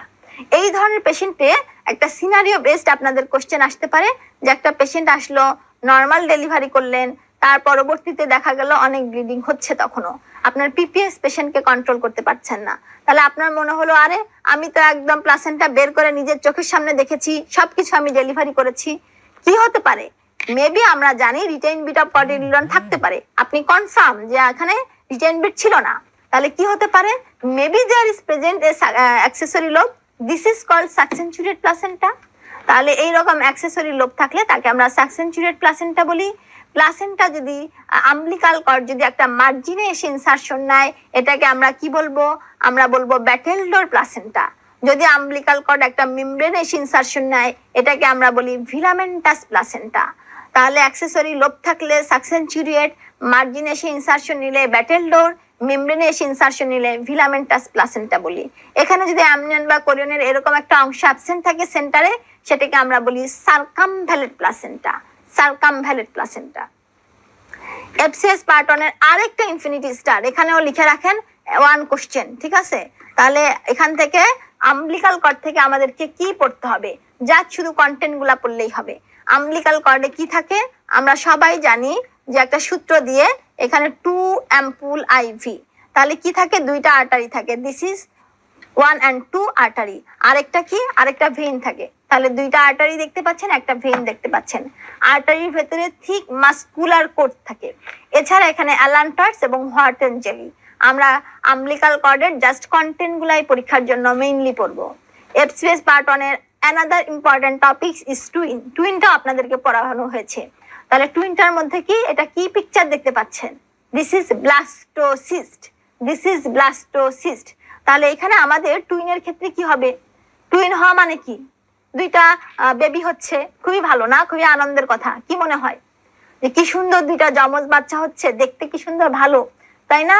একই সাথে অনেকেই বলবে যে এক কষ্টে দুইটা বাচ্চা মানে বড় হয়ে যাচ্ছে। আর আপনাদের মধ্যে কারো যদি টুইন বেবি থেকে থাকে তাহলে আপনারাও জানেন যে দুইটা বাচ্চা একসাথে বড় করা ডাবল কষ্ট, ঠিক আছে? তাহলে কি ঘটনা, সব টুইনই কি এরকম খুব সুন্দর, সভ্য, শান্ত এরকম থাকে? কি মনে হয় আপনাদের? ঠিক আছে, দিস ইজ দ্য এক্সাম্পল, ঠিক আছে? দেখা যায় ঘরের ভেতরে এই ধরনের যুদ্ধ বিগ্রহ কিন্তু লেগে থাকারও সম্ভাবনা আছে, ঠিক আছে? যদিও বলা হয় কষ্টে এক কষ্টে দুই বাচ্চা বড় হয়ে যায়, বিষয়টা একটা মায়ের জন্য কিন্তু এতখানি সহজ নয়। তাহলে টুইনের যে বিষয়টা নিয়ে আমরা এখন আলোচনা করছি, তাহলে টুইনের যে বিষয়, আমাদের মনোকোরিয়নিক, ডাইকোরিয়নিক বিভিন্ন ধরনের টুইন হতে পারে। তাহলে আমরা আপনাদের পরীক্ষার জন্য এই বক্সটাই শুধু ইনফিনিটি স্টার। তাহলে আমরা আমাদের একেবারে শেষের দিকে আলোচনায় চলে এসেছি। এর পরবর্তীতে আমরা শীটটা দাগিয়ে আমাদের পড়া শেষ করব। তাহলে আমরা আসি difference between monozygotic and dizygotic twin. Mono মানে কি, একটা ওভাম একটা স্পার্ম দিয়ে ফার্টিলাইজ হবে। এদের sex, physical, physiological, mental characteristics, fingerprint সবই একই রকম হবে।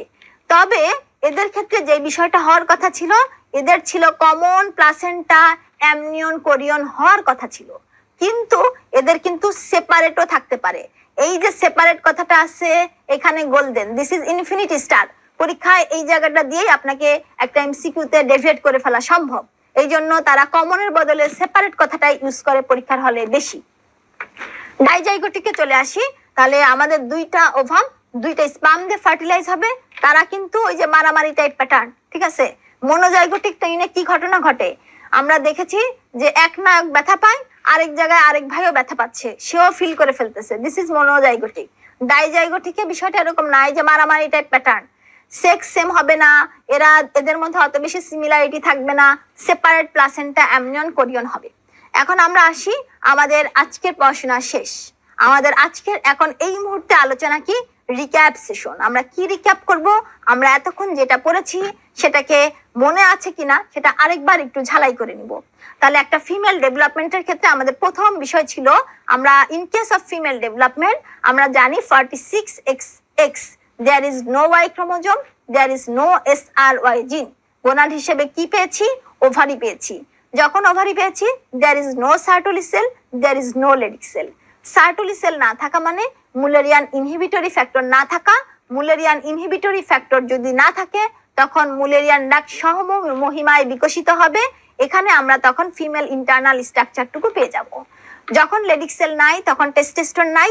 টেস্টোস্টেরন না থাকা মানে উলফিয়ান ডাক অত্র এলাকা থেকে চলে যেতে বাধ্য। তখন উলফিয়ান ডাক রিগ্রেস করছে, তখন সে তার চিহ্ন হিসেবে কি রাখবে, ইপোফ্লোরন, প্যারাফ্লোরন, গার্টনার ডাক এদেরকে রাখবে। এখন আসি, যখন টেস্টোস্টেরন নাই তার active form of the testosterone, ডিহাইড্রোটেস্টোস্টেরনও আমরা পাবো না। তাহলে কি হবে, তখন আমাদের এক্সটার্নাল জেনিটালিয়া ফিমেল পেয়ে যাব, লেবিয়া মেজোরা, মাইনোরা, ক্লাইটোরিস এগুলা পেয়ে যাব। এর মধ্যে একটা বিষয় মনে রাখার বিষয় যে আমাদের লোয়ার পার্ট তৈরি হয়েছিল ইউরোজেনিটাল সাইনাস থেকে। This is all about female development. আমরা এখন একদম শেষ মুহূর্তে চলে এসেছি, তাই না? তাহলে আমরা এখন এই মুহূর্তে আমাদের কাজ কি, শীটটা বের করা। শীটটা বের করে এতক্ষণ যদি আপনারা আমার সাথে কনসেন্ট্রেশন দেন, আশা করছি এখন দাগাতে আর কোনো অসুবিধা হবে না। আপনারা এই মুহূর্তে আপনাদের শীটটা খুব সুন্দরভাবে দাগিয়ে ফেলতে পারবেন। তাহলে চলে আসেন আমাদের প্রথম দিকে। দেখেন প্রথম দিকে বলা হয়েছে ফান্ডামেন্টালস অফ দ্য রিপ্রোডাকশন নিয়েই কথা। তাহলে এই জিনিসটুকু কম্পাইল করা আছে কোথায় জানেন? আপনারা একবারে চলে যান 8 নাম্বার পেজে, 8 নাম্বার এবং 9 নাম্বার পেজ। দেখেন সামারি লেখা আছে উজেনেসিস, মাঝামাঝি জায়গায় চলে আসেন স্পারমাটোজেনেসিস, ডান পাশে তাকান ফার্টিলাইজেশন, নিচের দিকে তাকান ক্লিভেজ। পরের পেজে 10 নাম্বার পেজে চলে আসেন ইমপ্লান্টেশন, এবং তার নিচে দেখেন সবার নিচে একটা বক্স, এই বক্সটা ইনফিনিটি স্টার। এই যে এমব্রায়োনিক ডেভেলপমেন্টে কততম দিনে কি কি ঘটনা ঘটে, এই বক্সটা ঝাড়া মুখস্থ করে ফেলবেন। তাহলে এখানে আমাদের ফান্ডামেন্টালস থেকে এক কথা সব আলোচনা করা আছে। 8, 9, 10 তিনটা page infinity star. Embryology is the another important chapter for passing FCPS part 1 exam. এখানে কোনো কিছু তেমন যা বলবো এই জিনিসগুলো খুব ভালোভাবে পড়ে যেতে হবে। আমরা একটু আসি ডান পাশে 11 নাম্বার পেজে এক্সটার্নাল জেনিটালিয়া। তাহলে এক্সটার্নাল জেনিটালিয়া আশা করছি আপনারা এখন তৈরি করে ফেলতে পারবেন।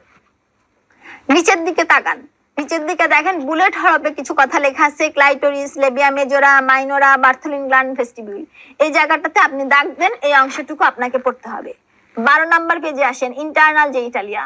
যে ছবিটা বারবার এঁকে দেখিয়েছি সেই ছবিটা এখানে এঁকে রাখবেন, তাহলে আর সেপারেটলি মুখস্থ করতে হবে না।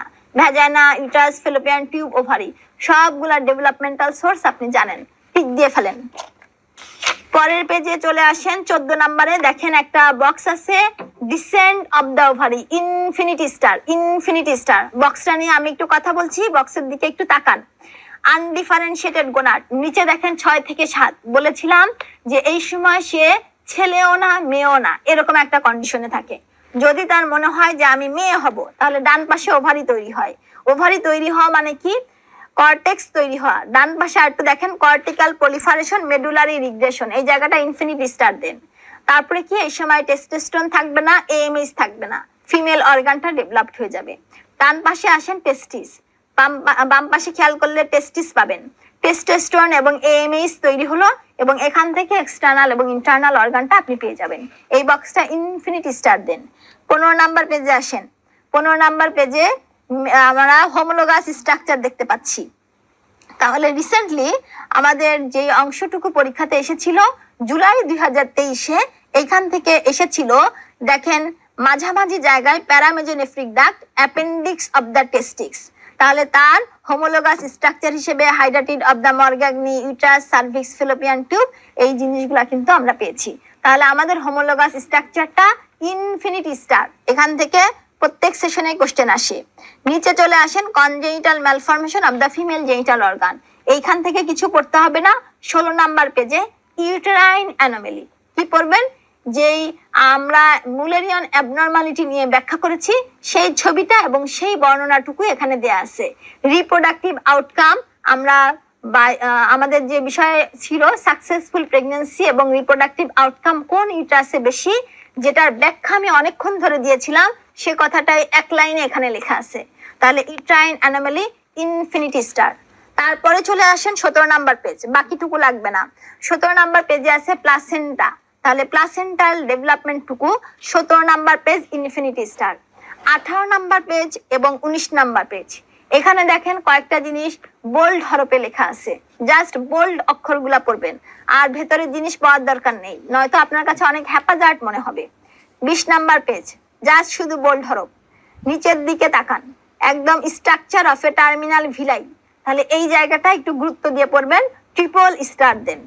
এরপরে চলে আসেন 21 নাম্বার পেজ, প্লাসেন্টার টার্ম লেখা আছে না, দেখেন নিচের দিকে যে পিকচারটা আছে আমি আপনাদেরকে দেখিয়েছি, this is placental barrier infinity star, সেইটারই ব্যাখ্যা আছে, প্লাসেন্টাল ব্যারিয়ার লেখা আছে, ব্যাখ্যার এই অংশটুকু ইনফিনিটি স্টার দিয়ে পড়বেন। নিচে আসেন প্লাসেন্টাল এজিং, প্লাসেন্টাল এজিং টুকু পড়তে হবে ইনফিনিটি স্টার, ভিলার চেঞ্জটা ইনফিনিটি স্টার। পরের পেজে আসি অ্যামনিওটিক ফ্লুইড। 22 নাম্বার পেজে অ্যামনিওটিক ফ্লুইড। এক কথায় যদি বলি, বাচ্চা যে পানির মধ্যে ভেসে থাকে তার নাম অ্যামনিওটিক ফ্লুইড। তাহলে অ্যামনিওটিক ফ্লুইডের ক্ষেত্রে আমরা 23 নাম্বার পেজে চলে আসি। আমরা এখানে নিচের দিকে যদি খেয়াল করি, অ্যামনিওটিক ফ্লুইডের বর্ণনা দেওয়া আছে কিভাবে তৈরি হলো। এখানে কি হয়, ম্যাটারনাল সেরাম থেকে তৈরি হয়, তার পরবর্তীতে দেখা যায় যে ট্রানজুরেশন হয় fetal skin, fetal urine, fetal lung fluid, এই জায়গাগুলো থেকে অ্যামনিওটিক ফ্লুইড তৈরি হয়। যখন মোটামুটি 36 থেকে 38 সপ্তাহ থাকে তখন সে সর্বোচ্চ পরিমাণে থাকে 1000 ml থাকে। এর পরবর্তীতে 38 সপ্তাহ পরে যখন 40 সপ্তাহে চলে আসে অ্যামাউন্টটা কমতে থাকে, 600 থেকে 800 হয়। 43-এ যে অ্যামাউন্টটা কমে যায়, ইনফিনিটি স্টার। আর উপরের অংশটুকু জাস্ট রিডিং দিবেন। পরের পেজে আসেন 24 নাম্বার পেজ। 24 নাম্বার পেজে এই অংশটুকু ইনফিনিটি স্টার। কম্পোজিশনটা অত গুরুত্ব দিয়ে পড়তে হবে না, কিন্তু তার উপরের দিকে কালারটা ইনফিনিটি স্টার। এটার পিএইচটা কমন অ্যালকালাইন, স্পেসিফিক গ্র্যাভিটি 1.010 এবং এটার 250 মিলি অসমল থাকে, যেটা ইন্ডিকেট করে ম্যাচুরিটি। ইনফিনিটি স্টার এই লাইনটা। কালারের ক্ষেত্রে আসেন, ইউজুয়ালি টার্মে পেল স্ট্র হয়। যদি মিউকোনিয়াম স্টেইন থাকে তাহলে আমরা কি বলি, বাচ্চা অনেক ফিটাল ডিস্ট্রেসে আছে। এছাড়া গোল্ডেন হলে আরএস ইনকম্প্যাটিবিলিটি, গ্রিনিশ ইয়েলো হলে পোস্ট ম্যাচুরিটি, এই টাইপের কিছু বিষয়। যদি টোবাকো জুস কালার হয় তখন ইন্টারমিটেন্ট ডেথ, এগুলা ইন্ডিকেট করে। কম্পোজিশনটা ডাবল স্টার দেন। এরপরে আসেন, পানি যদি কমে যায় তাহলে কি হবে, অ্যামনিওটিক ফ্লুইড যদি কমে যায় তখন আমরা সেটাকে বলবো কি, অলিগোহাইড্রামনিয়াস। যদি দেখা যায় এএফআই 24 সেন্টিমিটারের বেশি হয় তখন আমরা কি বলবো, এটাকে পলিহাইড্রামনিয়াস। 25 নাম্বার পেজের এই দুইটা জিনিসই ইনফিনিটি স্টার দেন। 26 number page, আমলিকাল cord. Just only structure গুলার নাম পড়বেন। স্ট্রাকচারে শুধু 1 2 3 4 5 6 অনলি নেম এইটুকু লেখেন। আমরা একদম শেষ মুহূর্তে লাস্ট কথাটা আমরা এই মুহূর্তে বলবো।